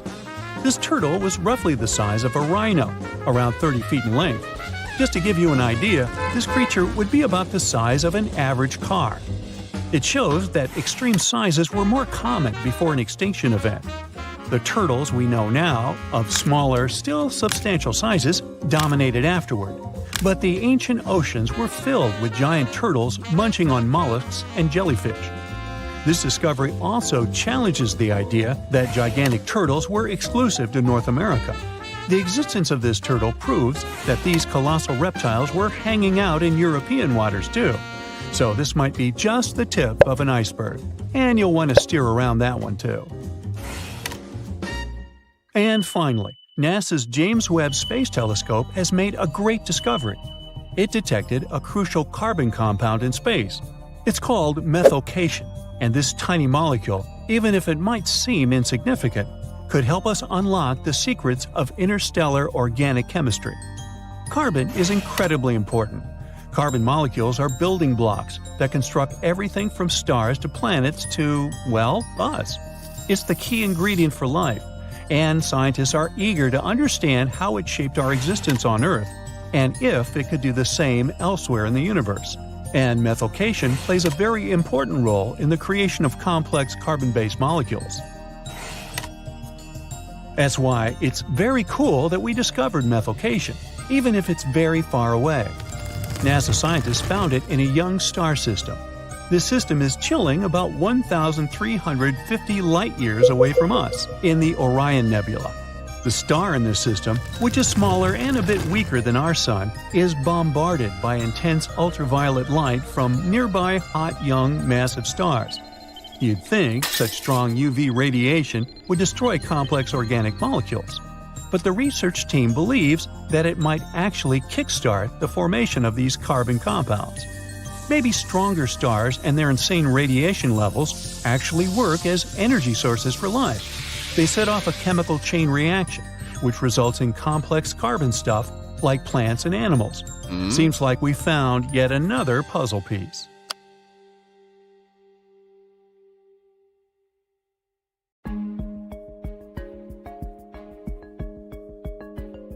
Welcome to Starbuck Island in the middle of the Pacific near French Polynesia.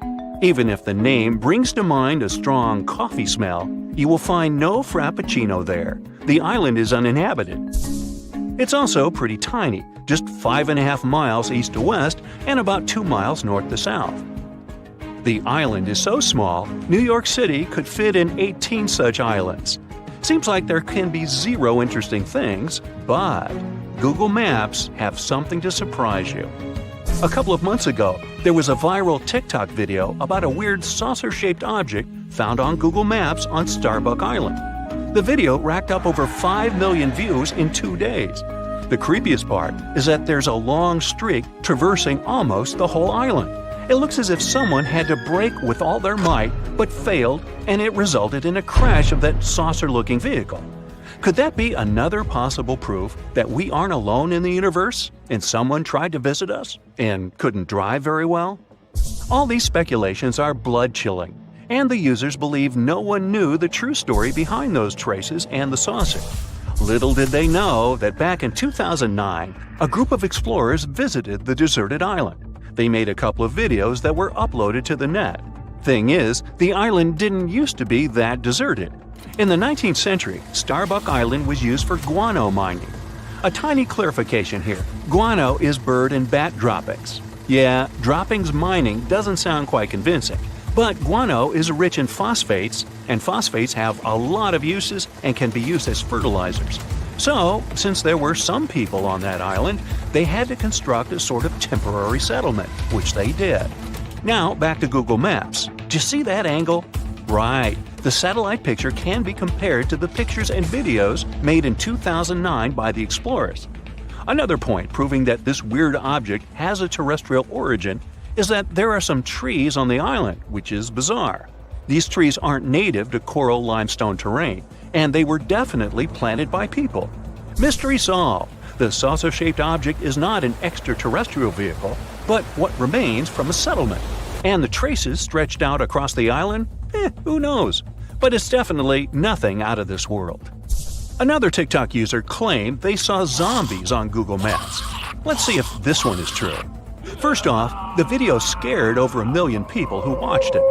This TikTok starts with a view from afar, and as the user zooms in, we understand we're in Finland. Then we see an inscription. Alright, I surrender. Finnish viewers, help me out here. The next thing we see is a low-quality Google Street View image, and that shot sends shivers down my spine. It looks like a mass gathering of people, but they don't look quite alive. The image looks foggy and bewildering. Are these real zombies? Sure thing they're not. First off, let's deal with the inscription.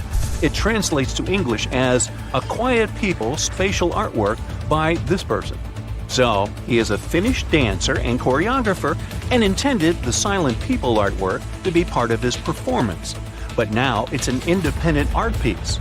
Fun fact, the silent people figures get changed twice a year, in the fall and at the beginning of the summer.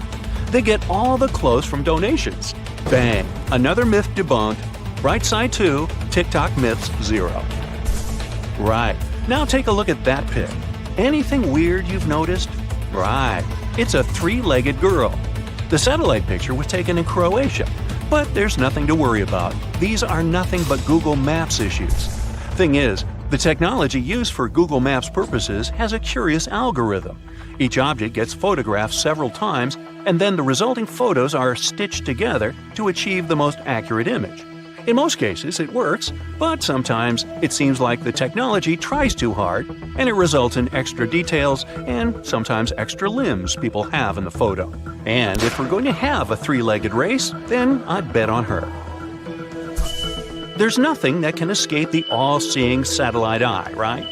On September 20th, 2022, a TikTok user posted a video about a plane found underwater on Google Earth app. The plane was found off the coast of Crocodile Island in the Bahamas, not far away from Colonel Hill Airport. Now, let's see if that's true. The first thing we should keep in mind is that even Google Earth Help themselves admit the fact that the pic found in the app may be the result of several photos, either satellite or aerial, taken on different days and even in different months. The result of stitching might sometimes be a bit unpredictable. Remember the 3-legged girl? How could we forget? So, as you may have already guessed, this photo is nothing but stitching. The area with that plane was photographed multiple times in 2004 and 2005, then it was photographed 8 times in 2015 and a couple of times later. The most probable reason for this photo being on Google Earth is that these are the 2015 shots combined together. They say the reticulated python is the largest snake in the world and can reach a whopping 20 feet in length.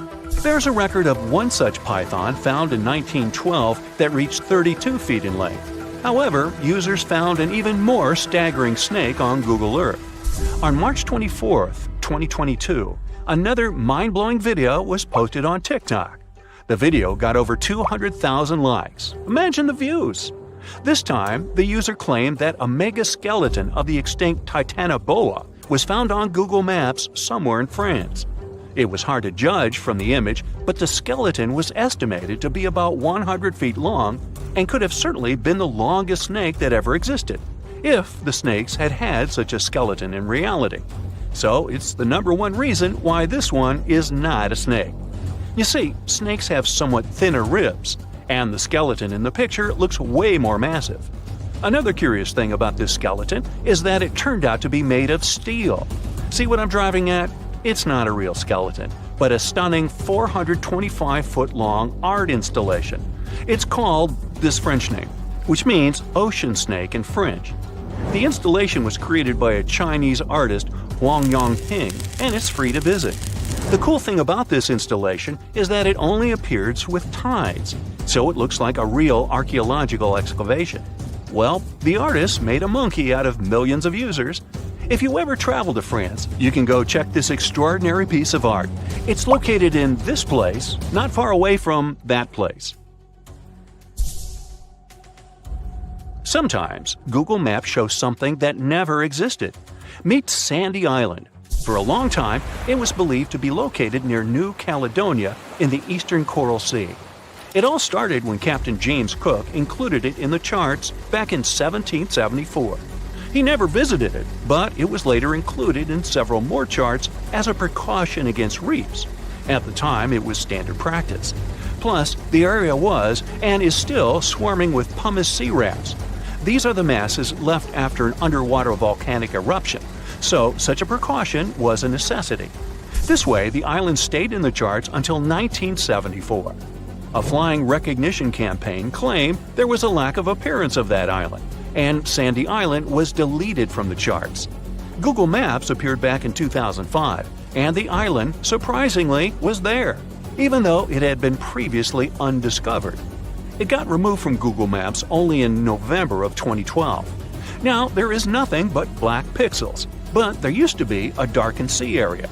Today, some specialists believe the whole situation with the island was just a copyright trap, which was a popular practice among cartographers back in the day. Those traps help cartographers protect their intellectual property. So, have you ever seen anything weird on Google Maps? Today, I'm going to tell you about creatures that had unique features which allowed them to grow to incredible sizes. They were some of the most impressive animals to have ever existed on our planet.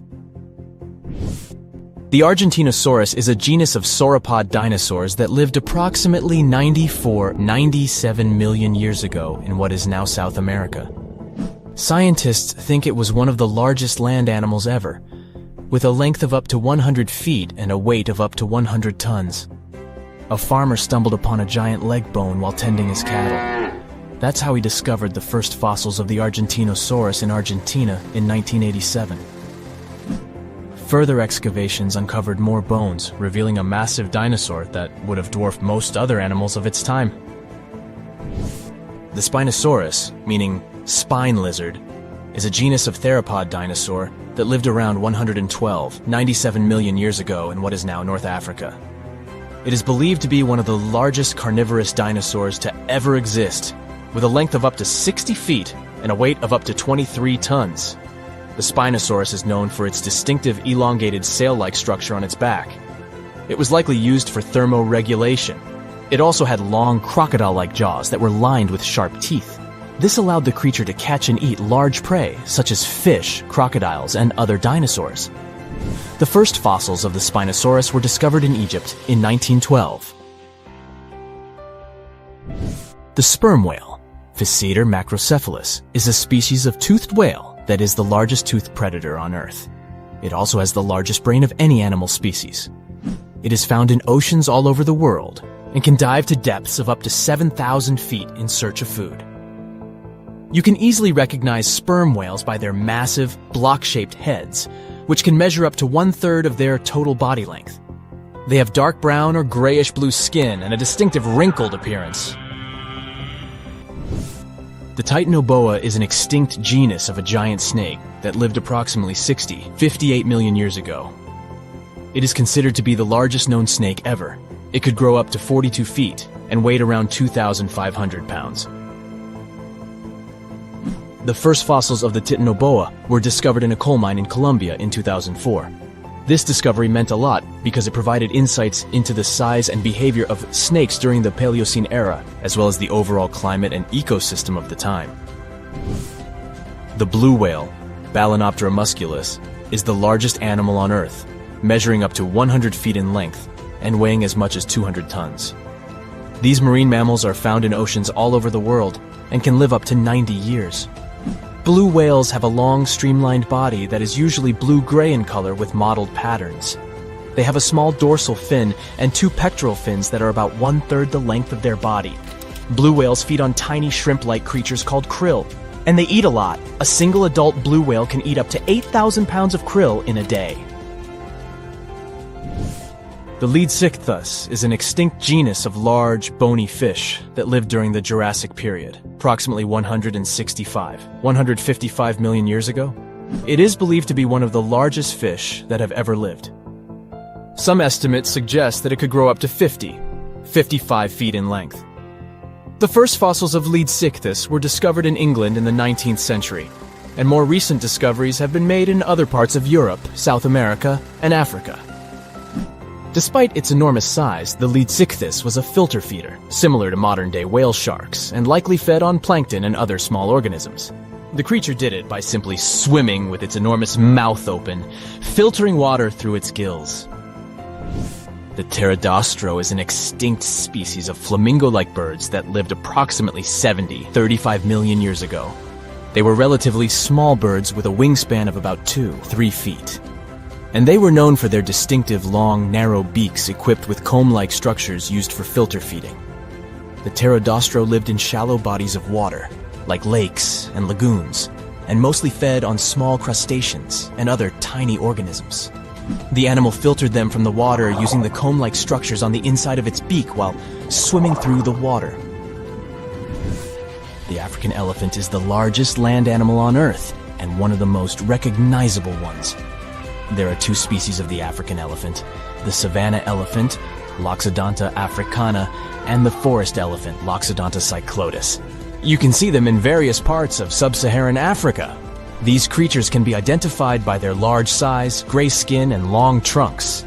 African elephants can grow up to 13 feet tall and weigh up to 14,000 pounds, depending on the species and gender. Think you know what lurks in the depths of the ocean? While nearly 95% of our oceans haven't been explored yet, it's hard not to let your imagination run wild. But thanks to brave explorers, deep-sea cameras, and awesome archaeologists, we do know about some pretty incredible sea creatures living in our waters today, and millions of years ago. From the 9-foot spider crab to the 60-foot prehistoric megalodon, these sea dwellers come in all shapes and sizes. But let's focus on sea creatures famous for their huge size. Can you guess which living species of whale is the largest? Well, it's not the orca, but that's a good guess. The orca is a toothed whale that can grow to anywhere from 23 feet to 32 feet, which is slightly smaller than a school bus. How about the narwhal? Nope, they're not the biggest either. These unicorns of the sea live mainly in Arctic waters and only grow 13 feet to 20 feet in length, and that's including their 9-foot tusk. Tired of guessing? Okay, I give in. The largest whale that still exists today is the blue whale. At a jaw-dropping 82 feet to 105 feet, the blue whale is not only the biggest whale we know of, but is currently the largest animal to have ever lived on Earth. Seriously. These animals are bigger than a T-Rex, and even the prehistoric megalodon. If you were to put a blue whale next to a school bus, it would look like it could swallow it. Think about that. According to National Geographic, a blue whale's tongue can weigh the same as an elephant. And their hearts can weigh as much as a car. That doesn't even sound possible. It's no wonder these giants need to eat about 4 tons of krill every day.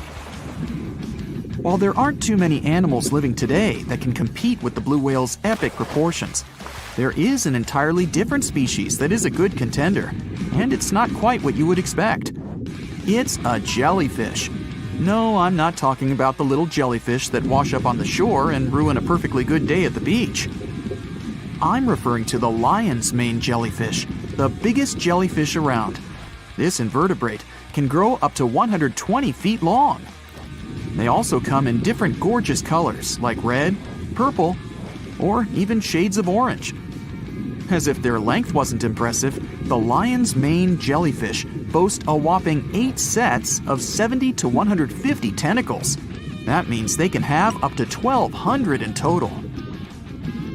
And here's the giant oceanic manta ray, the largest type of ray in the world. Their wingspan can be longer than a bus. These guys can reach 30 feet in length. They also have the biggest brain compared to body size among all fish. Unlike their stingray cousins, mantas don't have venomous tails.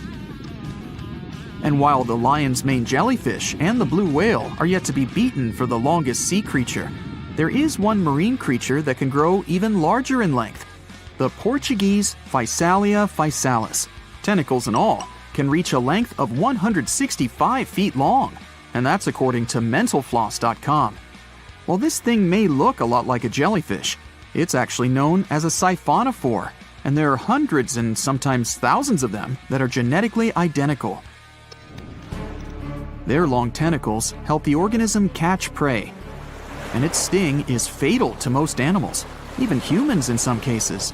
What's even creepier is that if one of the tentacles comes off the organism for whatever reason, it can float around the water for days before decomposing.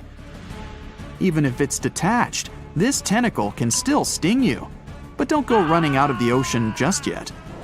Your chances of being hurt by a Portuguese Physalia physalis sting are pretty slim. However, if you do get stung, the side effects aren't pretty, with welts, stomach cramps, an elevated heart rate, and an upset stomach. While you don't want to go anywhere near these long creatures, they sure are pretty to look at. Check out all those colors. The Shastosaurus is the biggest marine reptile that has ever existed. These predators lived during the late Triassic period, about 210 million years ago. These amazing giants could reach lengths of up to 69 feet and weighed more than 75 tons. This made the Shastosaurus as heavy as a blue whale. And if you could stand this creature up vertically, it'd be as tall as a 7-story building. Despite appearances, the Shastosaurus was actually pretty slim for its size. Its ribcage was only 6 feet across. You'd think that this big guy was chowing down on other dinosaurs, but that's not the case at all. This reptile survived on a diet that consisted of small fish and cephalopods, like octopuses and squids. The Albertonectes is a bright representative of the plesiosaur family, meaning that this marine reptile had a small head on an incredibly long neck and large flipper-like limbs that helped it move through the water. These creatures occupied the seas around North America 76 to 70 million years ago. The length of this sea monster could reach 38 feet, with its neck taking up 23 feet of that length. Its neck was a true record breaker. It had a whopping 76 bones in it. No other animal known to humankind has had so many vertebrae in its neck. Scientists aren't sure why they needed such a lengthy neck. They might have used it to collect shellfish off the seabed, or perhaps it helped them capture their main prey, fish and squids. This aquatic reptile also had gastroliths in its stomachs. Some of them were as big as 5.5 inches in diameter. The Tylosaurus belonged to the Mosasaur family. It dominated the shallow seas of North America about 85 to 80 million years ago. This was an enormous predator, with the biggest representatives reaching 45 feet in length. It had a narrow hydrodynamic body with a blunt, powerful head that the animal used to ram and stun its prey. Its body was equipped with agile flippers and a long tail decorated with a maneuverable fin. The Tylosaurus was a carnivore, and its diet included not only fish, turtles, and small sharks, but also other mosasaurs, plesiosaurs, and flightless birds. Meet Ophthalmosaurus. This prehistoric reptile thrived during the late Jurassic period and lived in oceans all over the world. Ophthalmosaurus weighed somewhere around 6,000 pounds and grew to approximately 16 feet long, according to newdinosaurs.com. That's about the same length as the beluga whale that exists today. It's too bad these guys went extinct before we had a chance to see them ourselves, as their cartoonish wide eyes and dolphin-like features are pretty darn cute. Of course, the Ophthalmosaurus evolved over time to become ophthalmologists, or eye doctors that we know today. No, that's just a lie. Just testing you. The Mosasaurus is a truly gigantic predator that dominated the seas all over the world about 66 million years ago. According to fossil evidence, some specimens could be more than 50 feet in length. This fact makes the Mosasaurus the biggest marine carnivore of its time. One of the most terrifying things about this creature was its crocodile-like head, decorated with literally hundreds of razor-sharp teeth, neatly organized in 2 rows on both jaws. The thing is that it was pretty challenging for the Mosasaurus to grab its prey in the water. That's why it had all these teeth, plus something special: pterygoid teeth anchored to the bones on the roof of its mouth. This made hunting and holding onto its prey much easier. The Styxosaurus belonged to the plesiosaur family and lived during the late Cretaceous period, around 85 to 70 million years ago. Upon first glance at this dinosaur, you might mistake it for a sea snake, and it'd be an honest mistake. Styxosauruses were about 35 feet in length, but over 16 feet of that consisted just of their long snake-like neck. They had a comparatively small body and weighed approximately 4 tons. Their mouths were full of razor-sharp cone-shaped teeth that they used to catch fish. They didn't need to chew their prey, thanks to the 200 small stones called gastroliths in their bellies that probably aided in digestion. At the same time, some scientists believe that the Styxosaurus used these stones to sink to the ocean bottom in search of particular types of fish. Looks kinda like Nessie to me. Boom! An explosion of supersonic waves, interplanetary heat, dust, fumes. The Earth's atmosphere has been invaded by a cosmic rock the size of Everest. A few seconds ago, this rock, weighing trillions of tons, was hurtling towards Earth.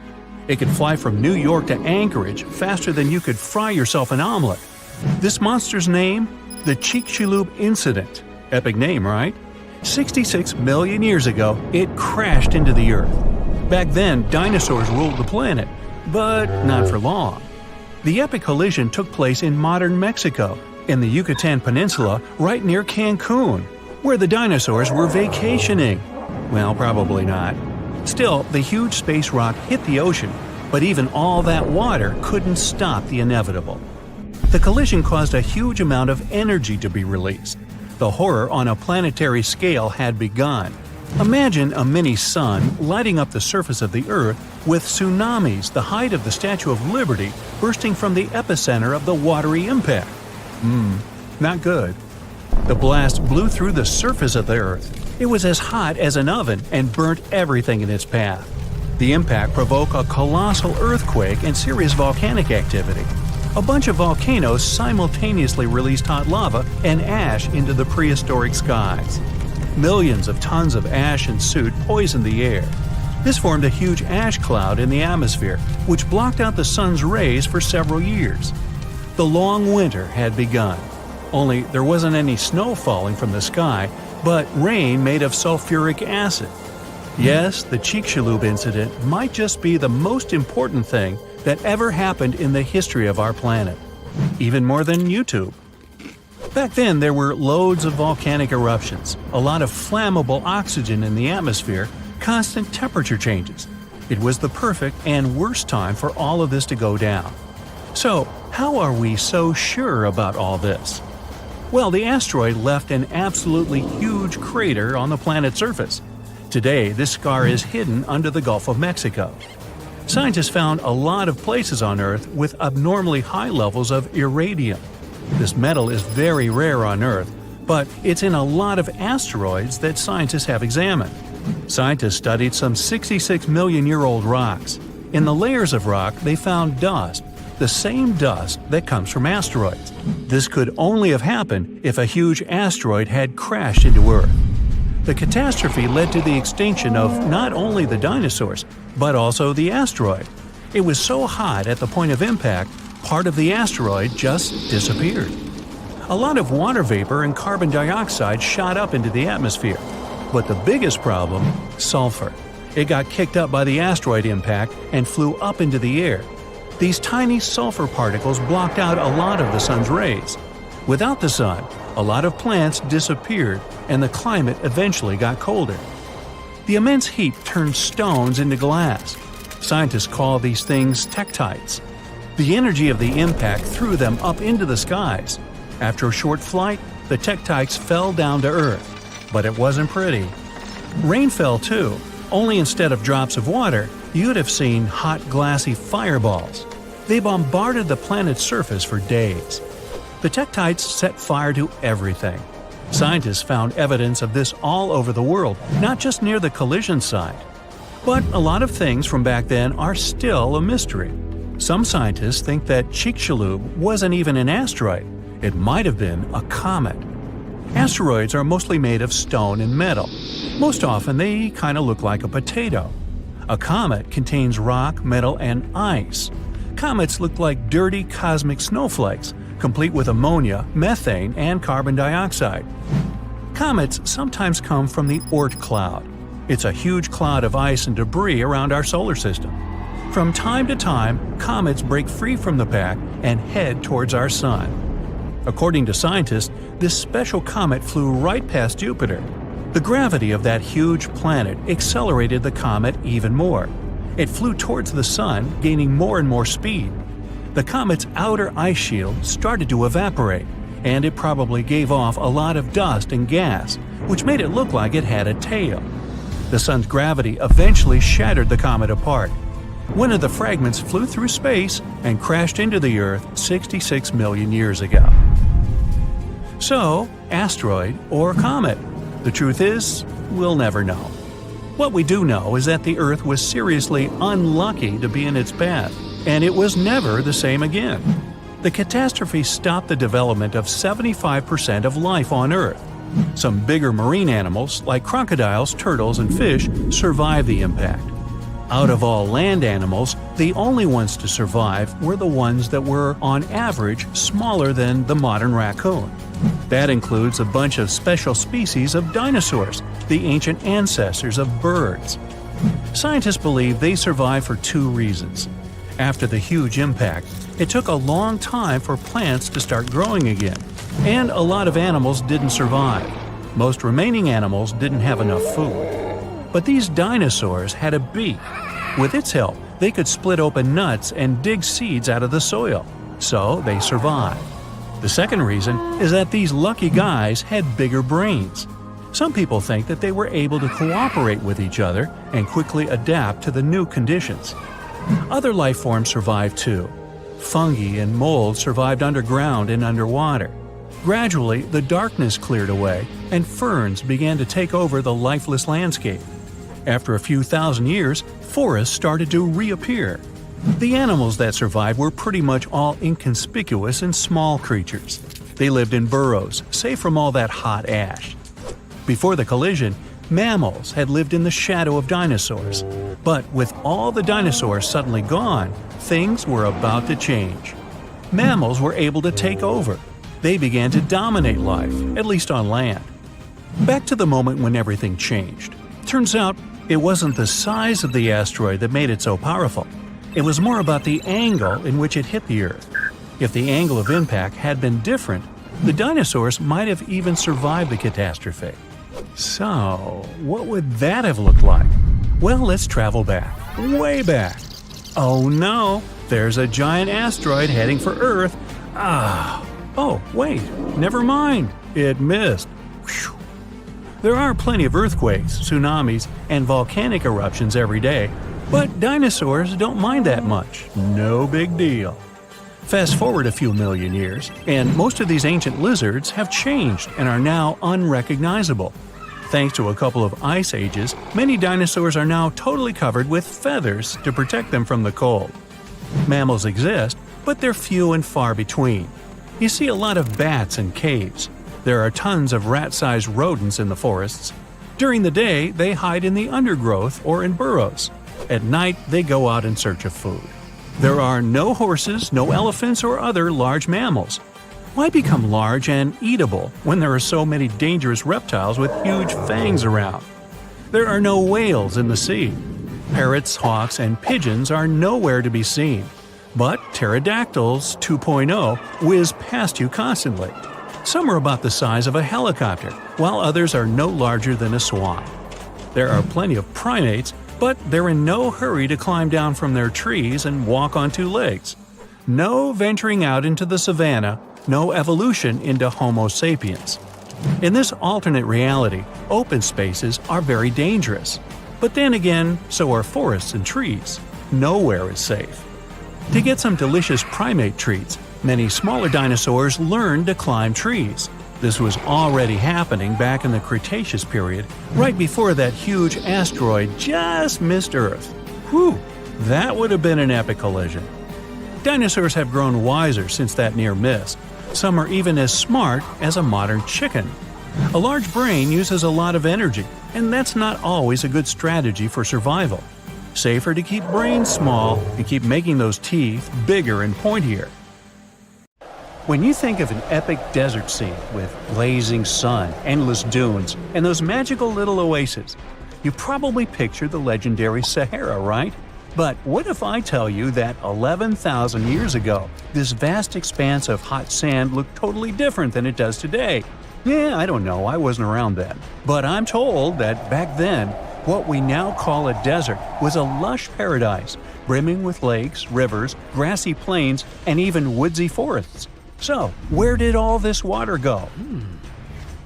There are many stories about the distant past of our planet when deserts were covered with jungles and forests, and then something happened, like changing climates or colossal earthquakes, and it all turned green lands into dunes. But how about a theory that Sahara became a desert because of humans and goats?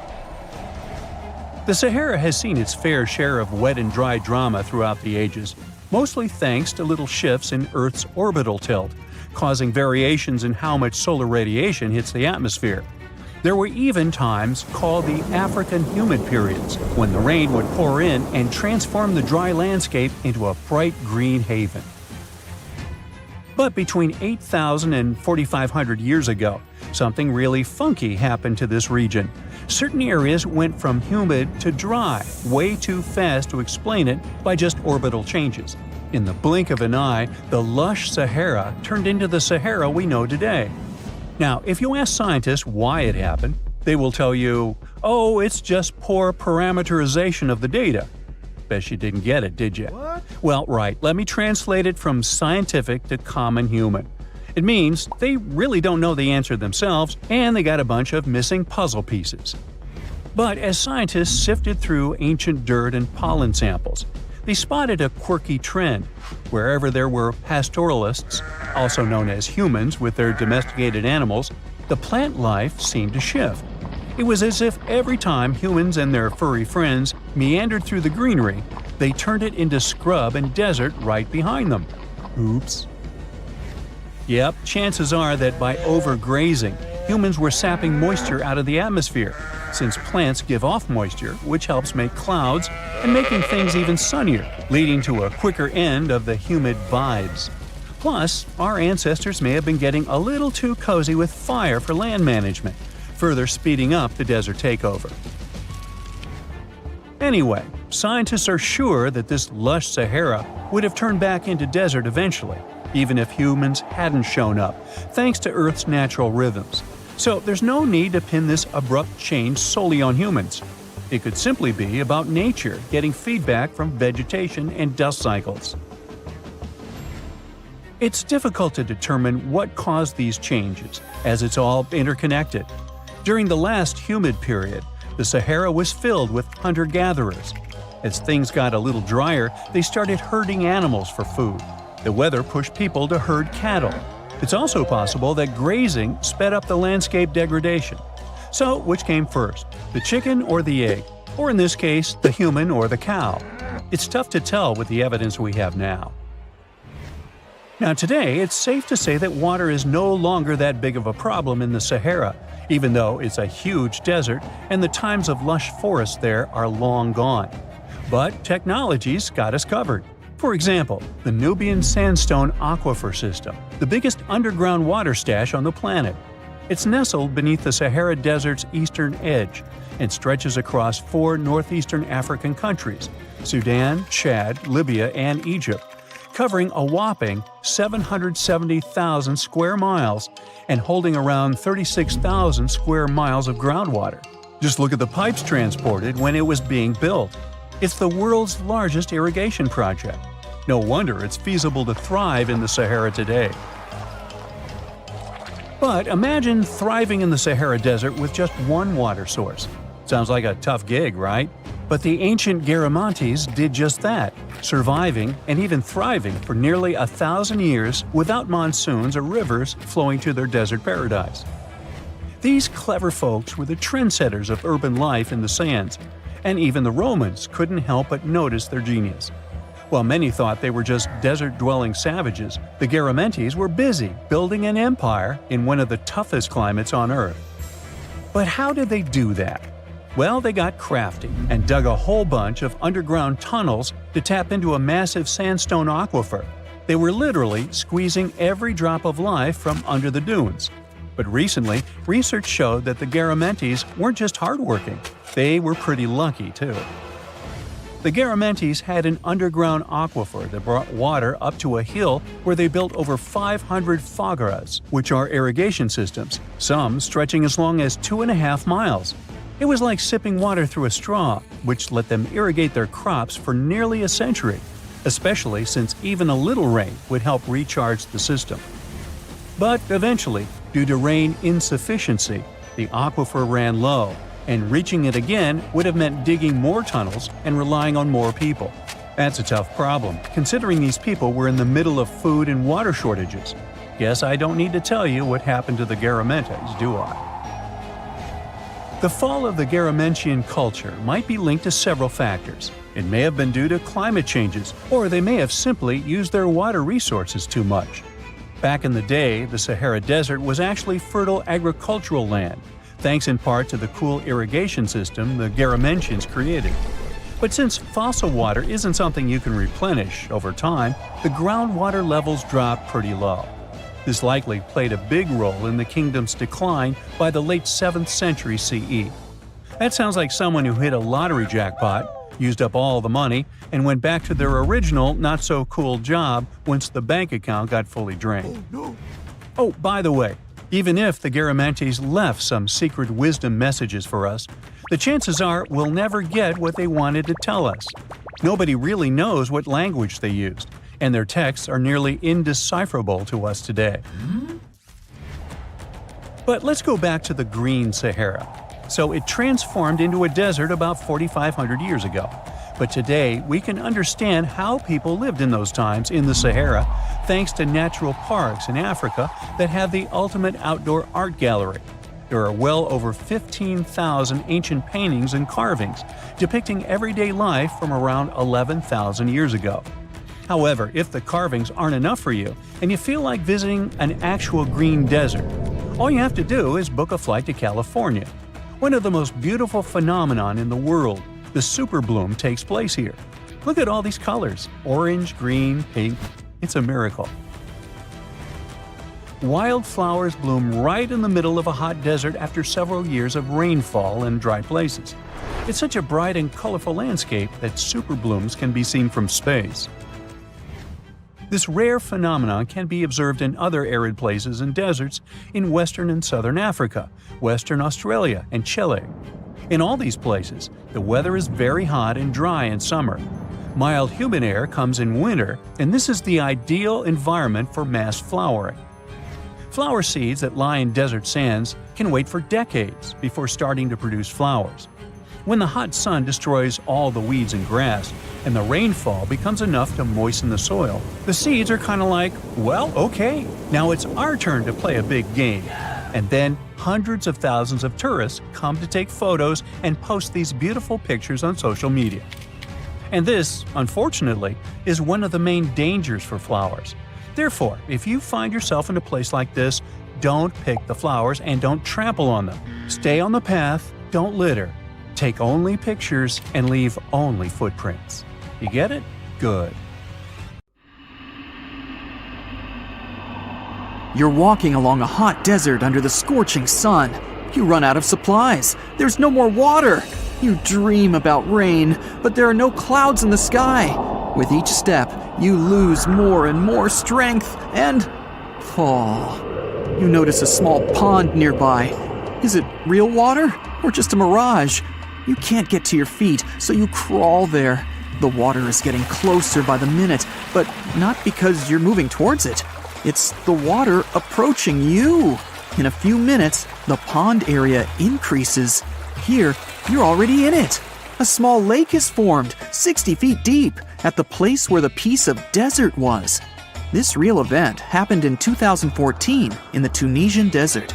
No one knows exactly on what day the lake appeared, since this part of the south of Tunisia is sparsely populated. At first, shepherds passing by saw the lake and didn't believe their eyes. In the next few hours, hundreds of locals came running to the place. They began to swim, jumping into the water from the surrounding rocks. But a few days later, something strange happened to the lake. In the beginning, it was a crystal clear turquoise blue color, but then it turned dark green. People didn't attach any importance to this and continued to swim. They shouldn't have done that. The scientists and geologists arrived and immediately announced that it wasn't safe to swim in the lake. Muddy green water means the lake is stagnating. It's not refreshed, it's not fed by underground springs. Now the lake is filled with algae and a lot of harmful bacteria that can cause serious diseases. They also found out that this region of Tunisia is filled with huge deposits of phosphate. This substance can disintegrate and leave radioactive traces. The lake can be carcinogenic, toxic, and hazardous for any living organism. But people didn't worry about this too much. They walk in the middle of the desert, while the sun heats the air to 104 degrees Fahrenheit. Most of them are unlikely to refuse to jump into cool water, despite the warnings of scientists. Until now, no one knows exactly the reason for the appearance of the lake. Some scientists believe the lake was formed because of heavy rains. The lake is surrounded by rocks and is located inside a canyon. The water could just accumulate after each storm. Some geologists think an earthquake was the cause of the lake. A small seismic activity provoked the rupture of the Earth's rock above the water table, and through this hole, all the water splashed out. And if this theory is correct, then the lake can be pulled back underground through cracks.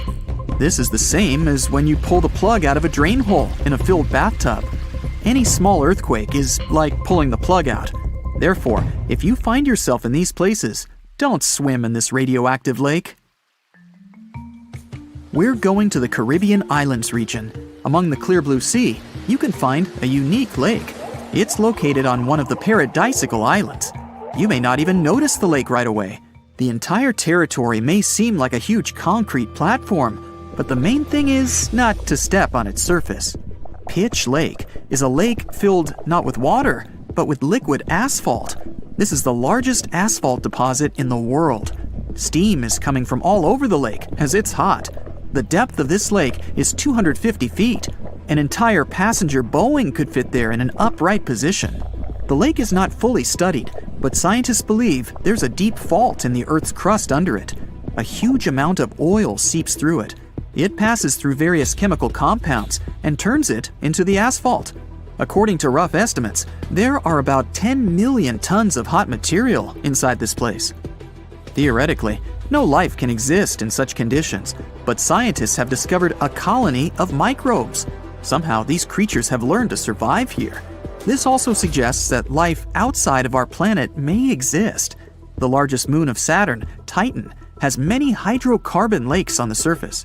And if the simplest forms of life appeared among 1 million tons of molten asphalt here on Earth, then nothing prevents them from appearing on Titan. We're going to Indonesia, to the island of Java. You need to climb a large volcano to see the next phenomenon. The volcano is overgrown with grass and trees, but it doesn't seem to be sleeping. Smoke is pouring out of its mouth. You climb to the top and see a clear lake instead of boiling magma. The blue sky is reflected in its bright turquoise surface. But don't try to jump there. This lake is filled with acid. The magma inside volcanoes comes from the deep bowels of the Earth's crust. The incandescent liquid consists of many molten metals and chemical compounds, and the lake is filled with particles of these metals. In addition, the volcano emits sulfur dioxide gases. When they combine with metals, they form a beautiful turquoise color. You'd better come back here at night. In some places, a lot of sulfur is concentrated. These accumulations come out of the lake and come into contact with the air. When this happens, everything around bursts into bright blue flame. It's safe to observe this from the side, but don't get too close. Nearby, on this island, there's another acid lake. It also releases sulfurous gases into the air, which are easily ignited when in contact with oxygen. And when this happens, the gases burst into a bright blue electric flame. It's difficult to see the flames during the day. At night, you can see these flashes from afar. Our next location is Australia. You start the drone high above the forest area. Among the green, dense forests, you can see a bright pink spot. It's our lake. This time, the beautiful pink color may not stop you from swimming. You can relax here and take beautiful photos. The lake attracts thousands of tourists, but scientists have only recently been able to find out the reason for the unusual color. At the bottom of this salty lake in Melbourne, special algae grow and secrete a red pigment. In combination with sunlight, high temperatures, and a small amount of precipitation, it turns the lake pink. By the way, Australia is not the only place with such a phenomenon. There are lakes with a pink tinge of water all over the world. You can find them in Senegal, Bolivia, Kenya, and many other countries. The water of these places is also salty and contains the red pigment of unusual algae. We leave the hot beaches and fly to cold Canada. Here, we see a frozen Lake Abraham. We step on the ice and notice huge frozen bubbles inside. They resemble jellyfish, and there are thousands of them there. This is methane. It's a highly flammable substance. The grass, leaves, pieces of trees, and any organic substances that fall into the lake become food for a lot of bacteria that emit methane. Upon contact with frozen water, methane turns into tens of thousands of frozen balls. When the ice melts, the bubbles burst and sizzle. This phenomenon can also be observed on some shores of the Arctic Ocean. There, the size of the bubbles can reach several times more than balloons. It's a beautiful sight, but it's not safe, since methane ignites when it contacts with air. We're in the coldest place of our journey. It's Antarctica, near the driest desert on Earth. A dry place doesn't mean it has to be hot. It's an area with minimum precipitation. The desert isn't sand and cacti, but a place where almost no living life inhabits. Some areas of Antarctica meet these two criteria. However, in this icy desert, you can notice a tiny lake. Its depth is only a few inches. Technically, it's a pond, but the most amazing thing is that it stays in a liquid form. The temperature here drops to negative 58 degrees Fahrenheit.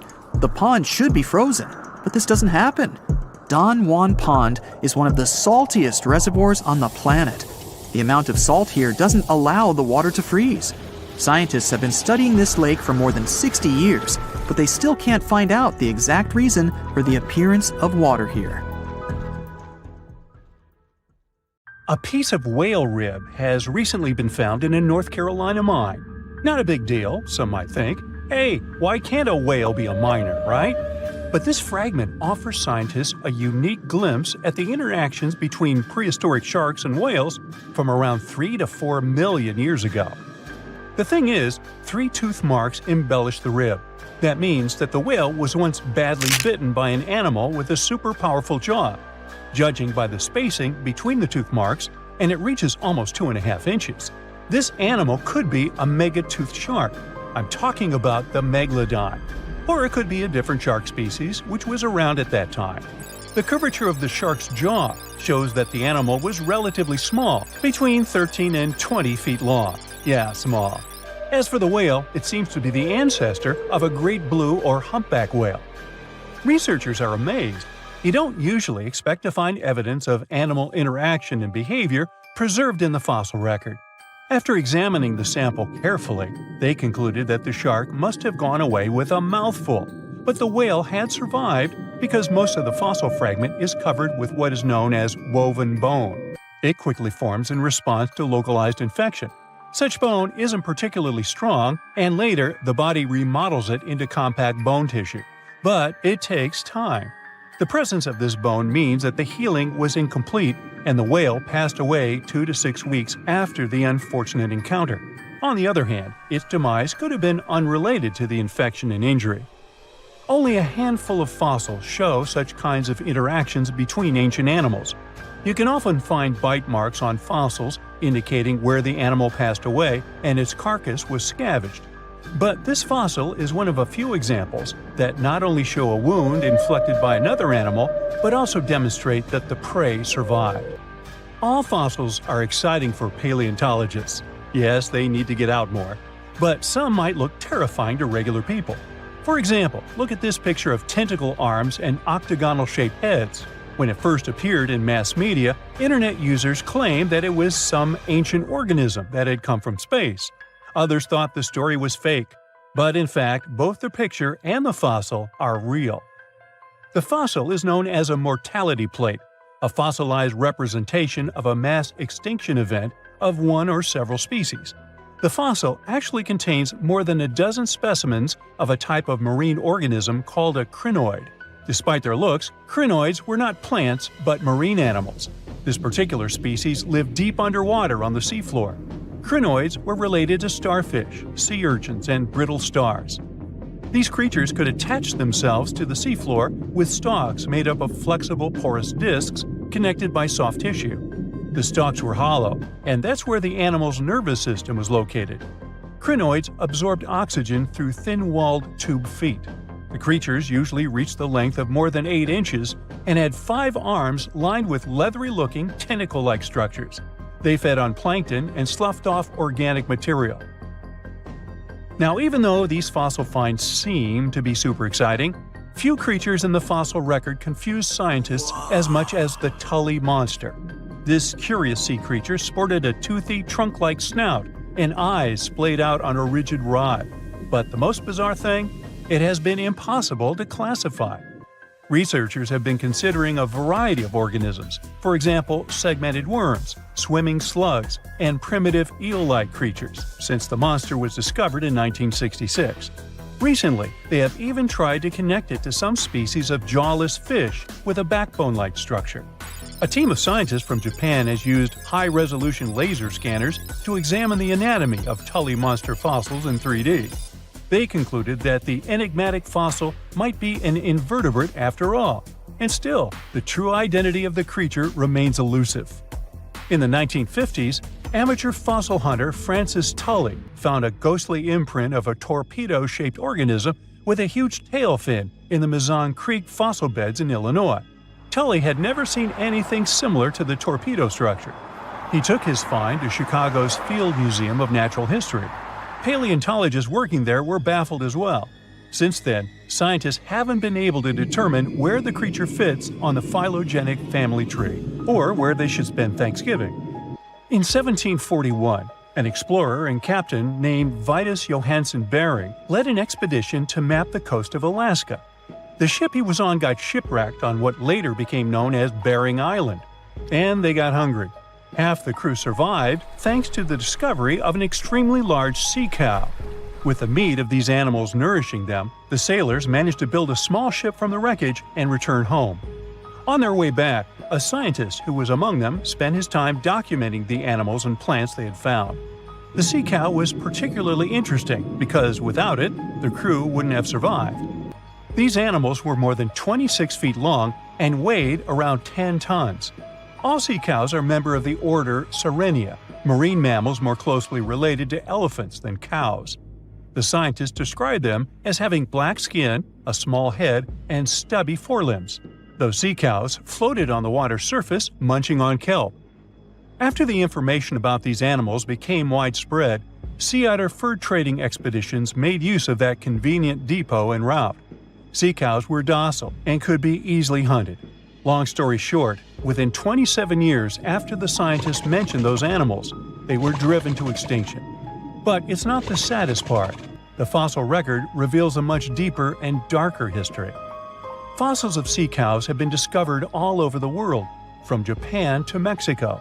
It means that the animal once thrived in the vast kelp beds around the entire North Pacific Rim. That small population discovered by the expedition was probably the last remains of a once much larger and way healthier population.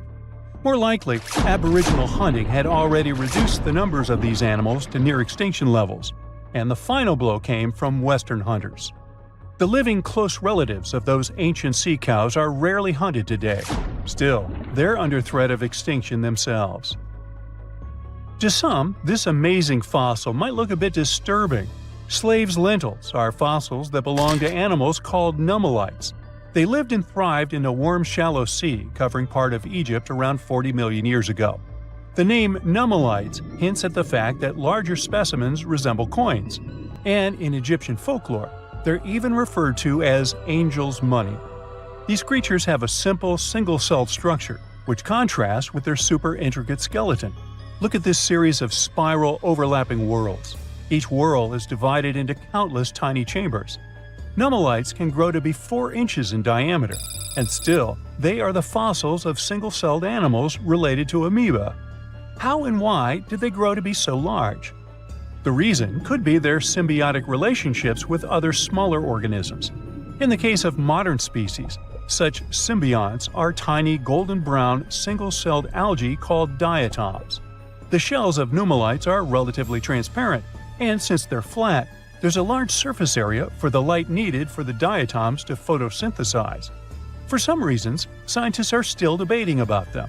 The presence of plant symbionts in animals dwelling in the sea encourages the growth of a calcareous skeleton in hosts. So, the gigantic size of the nummulites in Egypt could be due to their close relationship with symbiotic diatoms. Does that make sense? Fun fact: a species of nummulites evolve very fast, and their fossils change from one layer of sediments to the next. So, the limestone used for the pyramids of Giza are so packed with such fossils that it's known as nummulitic limestone. This limestone also contains 2 kinds of nummulites, the smaller slave's lentils and the larger angel's money. But those are not different species, but rather different stages in the life cycle of a single species. Australia used to have its own giants. Those were huge animals that could have dwarfed anything living on this continent these days. Scientists found the remains of many of those ancient creatures in the Narracuta Caves in South Australia, 4 hours away from Adelaide. It's a lovely region, but it can be treacherous. Watch out for holes the ground is pocked with. Known as pitfall traps, many of them are no wider than a coffee table. They're deep and plunge into the darkest of caverns. One of such caverns is called Victoria Fossil Cave, and it's a treasury that's been hiding the bones of around 45,000 animals for centuries. Some of the oldest bones belong to creatures far more terrifying than any animal you can encounter today. Those were the ancient Australian megafauna, huge beasts that roamed the continent during the Pleistocene epoch. During those, there were giant snakes, huge flightless birds, wombat-like creatures the size of a rhinoceros, and many others. One of the largest examples of the Australian megafauna scientists have discovered so far is the Diprotodon. That giant herbivorous creature was 10 feet long and 6.5 feet tall, and weighed more than 6,000 pounds, about as much as a small Asian elephant. Even though this terrifying beast didn't eat meat, it could have smashed other animals with its sheer weight.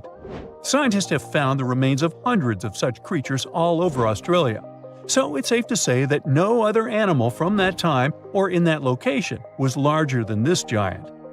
Despite its creepy appearance, the Diprotodon was a relative to the modern-day wombat, and those are known to sometimes pounce humans. The Diprotodon had toes that pointed inward and were well suited for digging burrows. On the other hand, Diprotodon was a giant, and it was unlikely that it used to do so. It was likely a trait it had inherited from its smaller burrowing ancestors, or it could have used its claws to search for roots. This theory is supported by the fact that the animal's pouch was facing backward. It prevented any dirt from collecting inside while the creature was digging. Since this animal was so big, it didn't have to worry much about predators. Up until 60,000 years ago, when the first humans appeared on the continent, full-grown Diprotodons only had to look out for creatures like the quincana. Measuring in at a whopping 20 feet long, the quincana was a land crocodile. It lived in Australia from around 20 million to 40,000 years ago. It disappeared along with most other mega creatures of the last ice age. It's thought to be the result of the first humans coming to the continent. Even though the quincana was extremely fast and dangerous, it was possible that this creature got outcompeted by human hunters who took all available prey. Unlike modern crocodiles that are mainly aquatic, that mighty beast was a land dweller. Scientists figured it out by studying the quincana's legs. They were able to support and carry the body clear off the ground. It means there was no escape for ancient people once the quincana spotted them. Modern crocodiles can only push themselves along on their bellies. Such an adaptation allowed the quincana to chase its prey for long periods of time, exhausting it in the process. Another creepy feature of this ancient monster was its teeth. Aquatic crocs have conical teeth. Those are great for gripping and holding on to prey underwater. But quincana had knife-like teeth, ideal for slicing soft-bodied animals like mammals. Another Australian monster, Thylacoleo, wasn't all that large, but it didn't make it any less terrifying. It was still among the top predators and the biggest carnivorous animals in Australia. This creature was a true oddity of nature, even by prehistoric standards. First, its teeth resembled not those of a regular predator, but those of a rodent. Its front incisors were enlarged, taking the place of canines. Premolars were also shaped like blades. They were used for cutting flesh and bone. At first, scientists thought that Thylacoleo used those teeth to eat nuts and fruits. But later, a study showed that the use of such teeth was better suited on necks and spines. Uh-oh. The jaws of this ancient creature were immensely powerful. A 220-pound Thylacoleo had a bite force similar to that of a present-day 550-pound lion.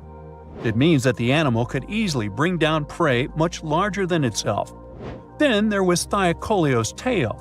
It had strong muscles which provided the animal with the ability to use the tail as support when tackling large prey. The Thylacoleo had retractable claws, and this feature is very uncommon among marsupials. It allowed the animal to keep its razor-sharp hooks from getting blunt and could help it get a better grip on its prey. Scientists are quite sure that, like today's leopards, the Thylacoleo could climb trees and jump on other animals from above. It was done so fast and stealthily, they never knew what hit them. The creature's rear feet support this theory. The first toe there was reduced, but the foot had a rough pad like what modern-day possums have. It allowed them to have a better grip while climbing.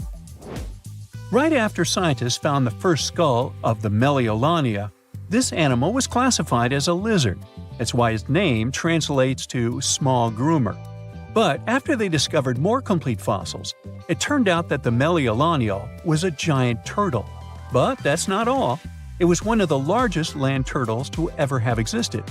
The main reason researchers initially believed the creature to be a lizard was the fact that its skull was adorned with a series of spikes. It's something the modern-day horned lizard can boast.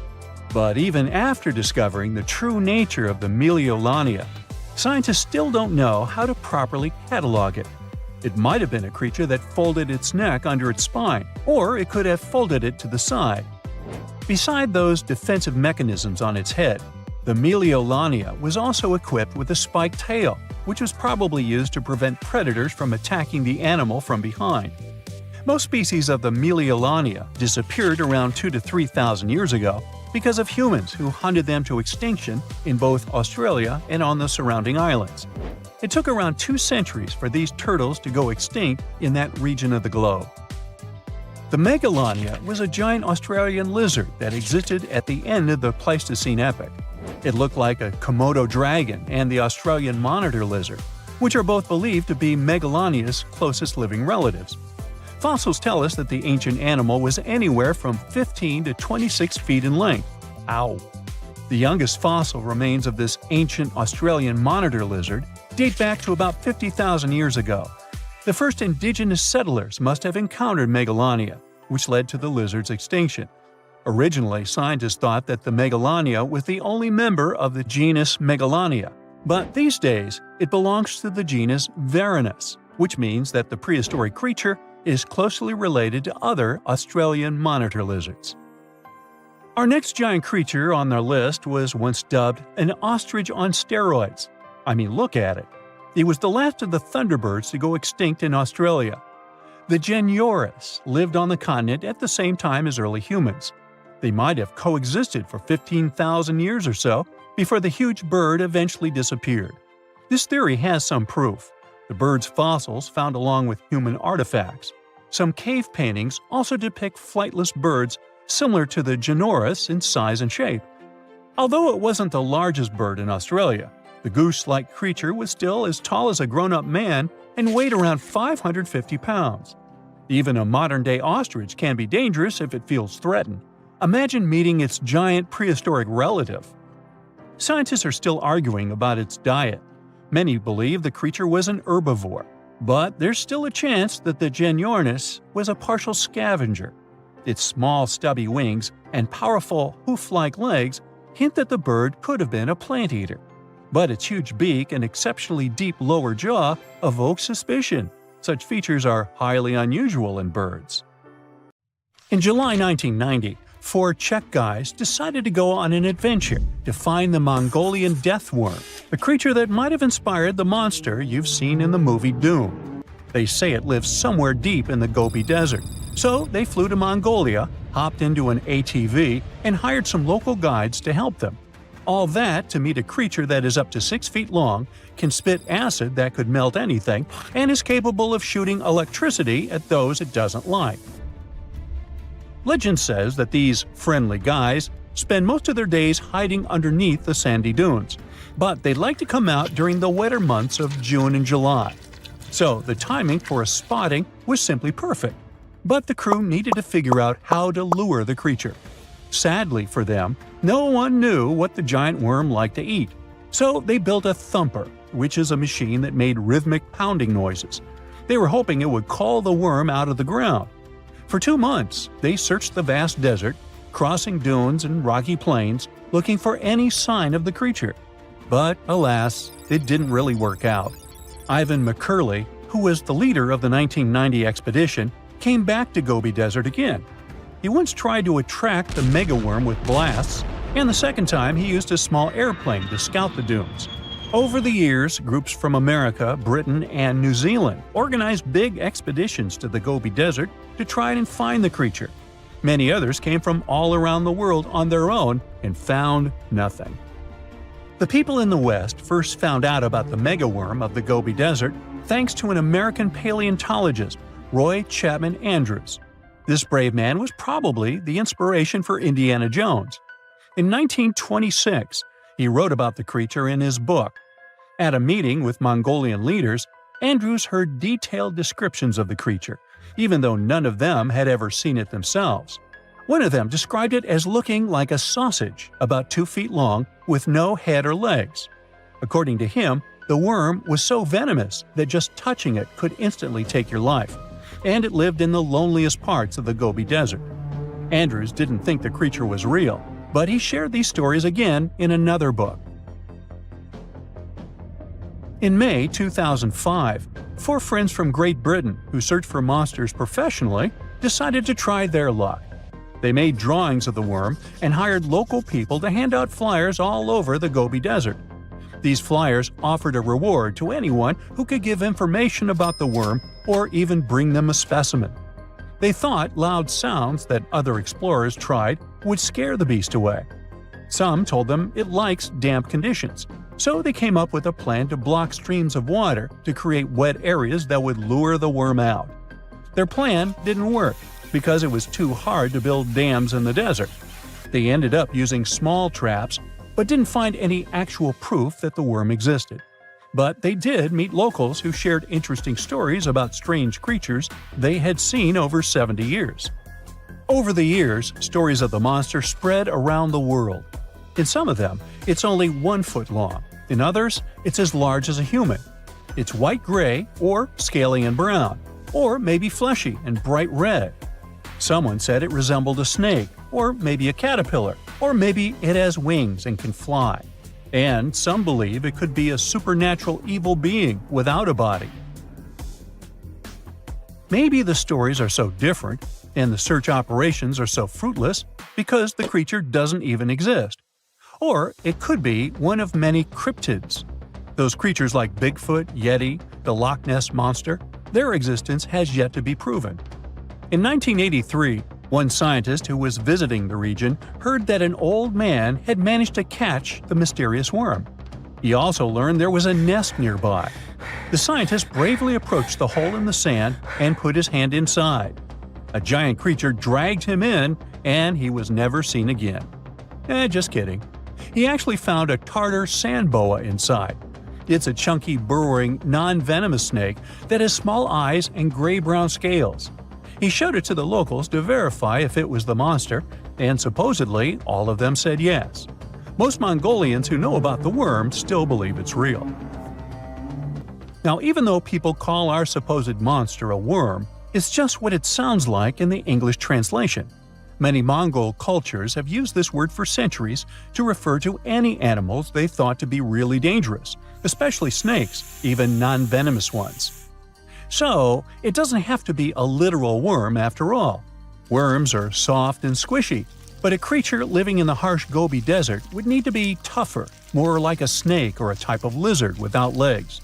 Neither of these creatures can shoot electricity or spit acid like they say the death worm does. But some snakes, like cobras, can spit venom that's dangerous for people.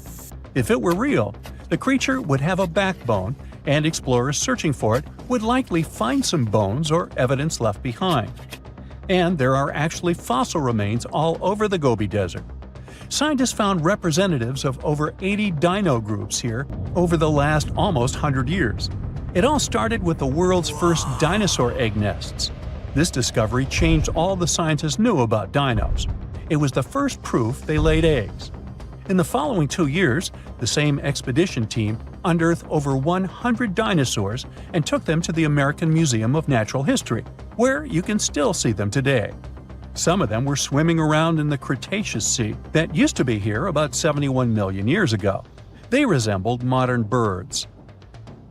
The mystery of the megaworm is still unsolved, but there used to be another mystery scientists finally managed to explain. Back in the 13th century, a famous traveler, Marco Polo, not the guy from the swimming pool game, crossed the Gobi Desert. He thought he could hear mysterious noises, like the sounds of musical instruments such as drums. He wrote about it in his book and believed he might be hearing the voices of restless spirits. Scientists call these noises singing sands or booming sands. Unlike the squeaky sound you might hear when walking on a sandy beach, these desert sounds are much louder, like a musical instrument playing deep, haunting notes.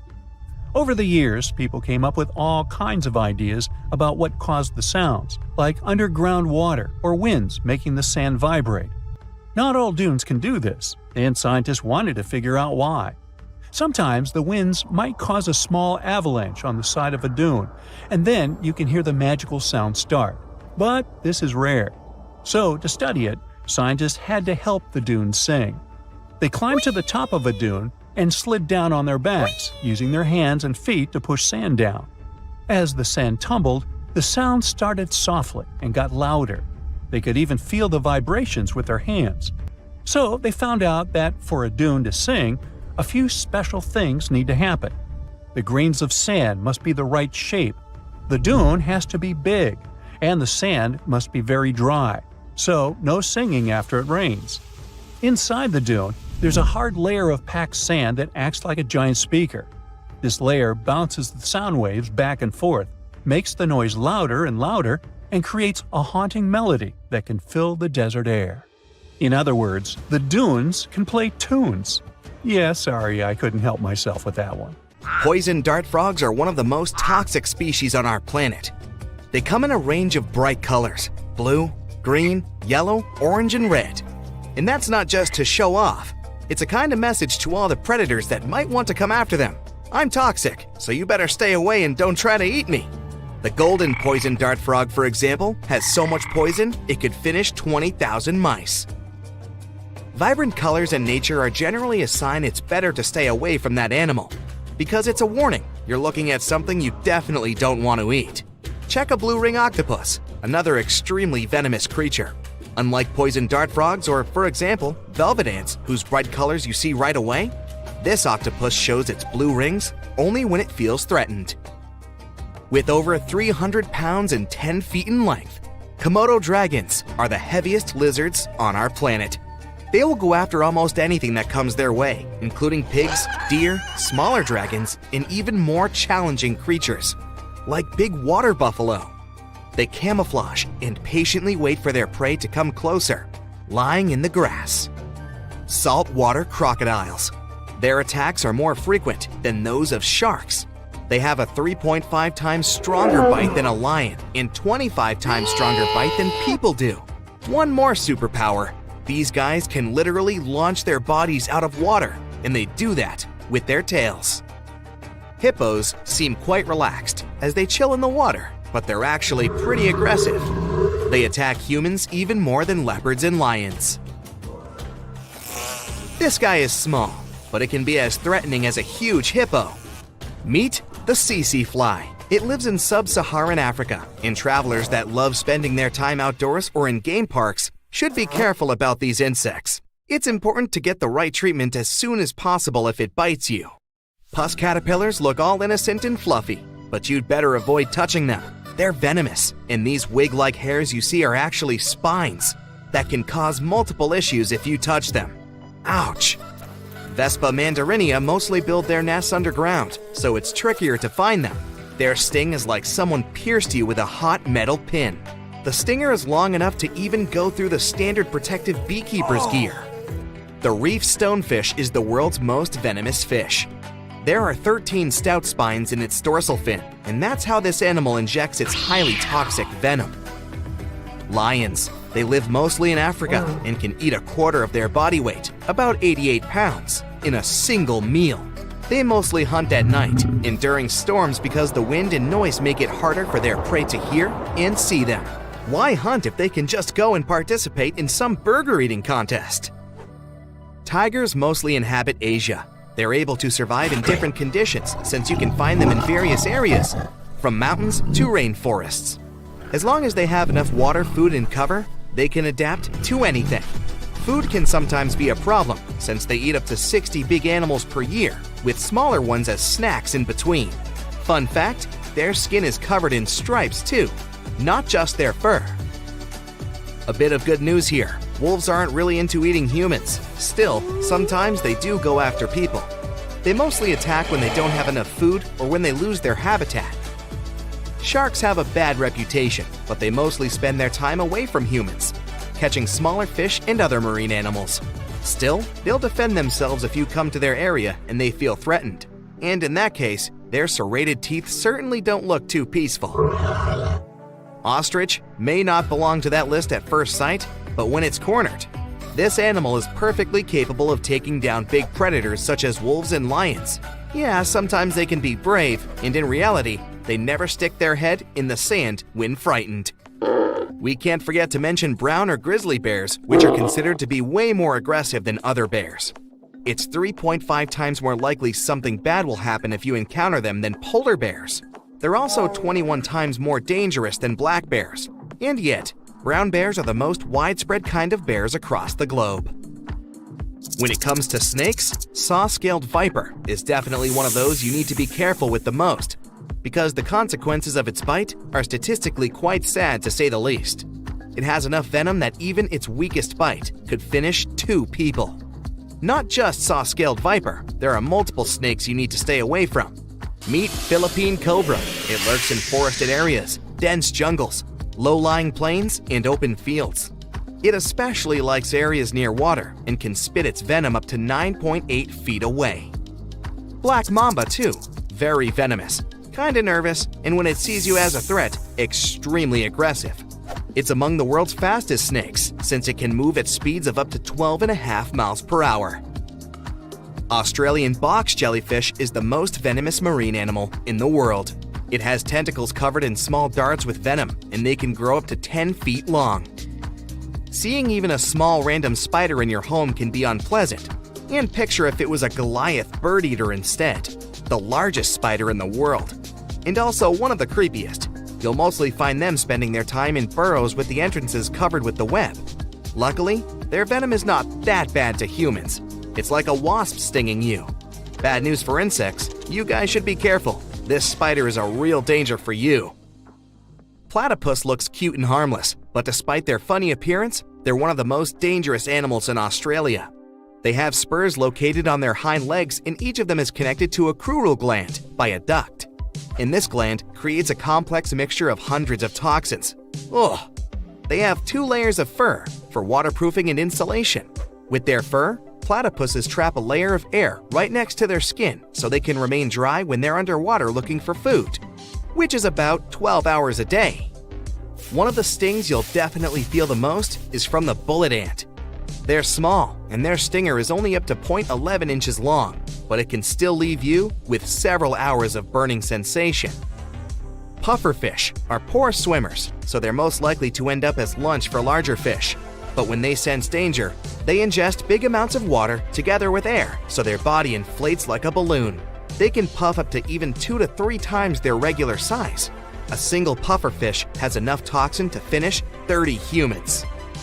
The African buffalo is the only species of wild cow you'll find in Africa. You can recognize it for its heavy, rigid horns, and this, in combination with its massive size and aggressive nature, makes them very dangerous for whoever stands in its way. Elephants will respect your space most of the time, but only if you respect theirs. They can feel threatened by, let's say, a group of tourists that come too close and disrupt their personal space. In that case, they'll defend themselves and be very angry, which isn't such a nice scene. Wild dogs can be pretty dangerous, like dingoes in Australia. They can either live alone or move in packs of up to 10 animals, which can be especially tricky for their prey when the entire pack is after it. They can cross great distances and communicate with each other, howling like wolves. A star-nosed mole is certainly one of the weirdest looking creatures you'll come across. In some way, it looks like someone replaced its head with a very small octopus. They're not dangerous to humans in the way some venomous creatures or large predators are, but they can cause a lot of damage in your garden. You decided to go scuba diving for the first time. The water is clear and the sun is shining on the seabed. You take a few selfies and the fish swimming by when suddenly the ocean goes pitch black. You look up and, oh my, what is that gigantic animal? It's definitely not a shark, not a whale. Is it a turtle? Yup, but fear not, it's not gonna hurt you. If you had lived on this same Earth about 72 million years ago, then maybe this could have really happened to you. Scientists have recently found the fossils of a gigantic marine turtle that could have grown as big as 12 feet. If you don't have any idea of how big that is, let's see some examples. That's the average length of a hippopotamus, 6 golden retrievers, or 2 Michael Jordans stacked on top of each other. The turtle's scientific name is an homage to that old-school sea monster called Leviathan. Maybe you remember this from old-school history lessons. The Leviathan is supposedly a mythical creature that would swallow entire ships or people that were deemed too greedy by the creature. Can you imagine being swallowed by this humongous sea turtle? No, thank you. The fossils of this gigantic creature began to be excavated between 2016 and 2021, all the way in northeastern Spain. The first fossil was located by a hiker in the Spanish Pyrenees, and it was around 8 inches long. The pelvis of this turtle alone measured around 35 inches. It would definitely be one of the biggest turtles today if it hadn't gone extinct. FYI, the largest living sea turtles today can reach up to 6 feet in length, which is already pretty big. Now, how about a gigantic prehistoric scorpion? I bet most people here are not huge fans of these creatures, especially since they're poisonous, which is why the thought of a 9-foot-long aquatic scorpion might be the stuff of nightmares. Let's just say that if they hadn't gone extinct some 400 million years ago, lakes and rivers would be much more dangerous places for humans today. These gigantic insects were considered to be apex predators in their time, hunting everything from fish to other animals, even of their own kind. Yikes! I got goosebumps just imagining these creatures. Should we thank the asteroid that hit our planet now or later on in this video? Another prehistoric animal that would shock humans if it were still alive is the so-called Megatherium, a gigantic sloth. This huge sloth is believed to have grown up to 20 feet long, and its weight could be up to 8,000 pounds. It was found in the woodlands and grasslands of South America. The creature used to stand on its 2 feet in order to reach leaves on high branches. These giant sloths had huge claws. They helped them climb trees. I gotta say, I feel uncomfortable imagining these elephant-sized sloths climbing trees. Oh, of course, some dinosaurs will make our super-sized creatures list. But before that, here's a fun fact. Did you know some dinosaurs are still alive today? Scientists have proven that birds are classified as theropod dinosaurs. Such infamous creatures as the T-Rex, and velociraptor belonged to this group. I'm sure you've heard these names even before you watched Jurassic Park. The velociraptor is that scary dino that breaks into the kitchen. Well, they evolved, gained some feathers, and turned into various species of birds we know today. That means that any bird from chickens to those little blue ones is a direct descendant of dinosaurs. Now, does the name Spinosaurus ring a bell? You can see this huge dinosaur in some museums today. Its fossils, I mean. The Spinosaurus was one of the biggest land predators to walk Earth. Actually, to walk its land and water, since scientists believe that this dino was semi-aquatic. It fed mostly on meat, which means humans would be its natural prey if it lived today. This meat-eating dino lived around 90 to 100 million years ago. It was about 60 feet long, 12 feet high, and weighed up to 22 tons. Its head was around the size of 8 bowling balls and was shaped like a crocodile's face. Basically, the Spinosaurus was a big African elephant with the face of a crocodile. Just kidding. But that would look funny though, wouldn't it? A much more attractive dino was this guy. It's considered to be the largest dinosaur that has ever lived on our planet. What made it so big was its extremely long neck and very long tail. You wouldn't want to stand behind this creature, believe me. If it decided to swish its tail, you'd get catapulted very far away. This creature lived around 100 million years ago, and its fossils were first found in Argentina around 2012. The dino measured 120 feet from head to tail, which made it almost as big as an American football field in width. And have I mentioned it weighed almost as much as a space shuttle? A staggering 75 tons. If it had been a carnivore, it would have probably been the greatest predator. But this big guy was a peaceful herbivore that had such a long neck that it could eat leaves from high trees. Cute, right? We must also talk about the Shastasaurus. As the name suggests, this animal is popularly known as the Mount Shasta lizard. Even though it was a marine reptile and probably never set foot on the mountain itself, this dino was usually around 23 feet long, but there was a specific strand of this species that could get as big as 69 feet long, about the size of the great blue whale. This made it the biggest marine reptile to have ever lived. A fun fact about the Shastasaurus is that scientists believe it didn't even have teeth, which means it could only feed on soft-bodied prey, such as squid, for example. The next animal on our list is the blue whale. Believe it or not, the biggest living animal on Earth actually started small. These days, the average mature blue whale can reach up to 100 feet in length and weigh up to 200 tons. That's more or less the weight of 40 elephants put together, or 30 Tyrannosaurus rexes, or 2,670 average-sized people. Blue whales have to eat up to 50 million calories per day to support that body. That's the equivalent of 30,000 Big Macs, just FYI. But blue whales weren't always this big. They actually evolved from a four-legged mammal that lived on Earth around 48 million years ago. Their ancestor was called Pachycetus, and it was only 6 feet long. Here's a fun fact. To be able to live in the water as one does today, the blue whale had to go through some intense adaptations. A blue whale can replace up to 80 to 90% of oxygen in its lungs each time it takes a breath. A human replaces only up to 15% for comparison. It allows these animals to dive for up to 1 hour at a time, down to a staggering depth of 330 feet. Elephants were bound to make the list. Elephants are currently the largest land animals on Earth.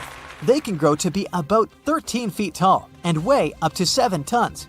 That's pretty small if we compare it to the other animals that once lived on Earth, right? But if we placed a 6-foot-tall human next to an elephant, we'll see it's not at all that small. African elephants are bigger than their close relatives, Asian elephants, and they have a similar lifespan to humans, up to 70 years.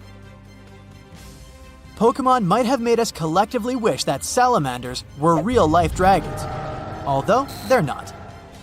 They can still be pretty cool though. There's a giant species of salamander that is known to be the largest living amphibian. They can grow to be as long as a regular-sized human, reaching up to 6 feet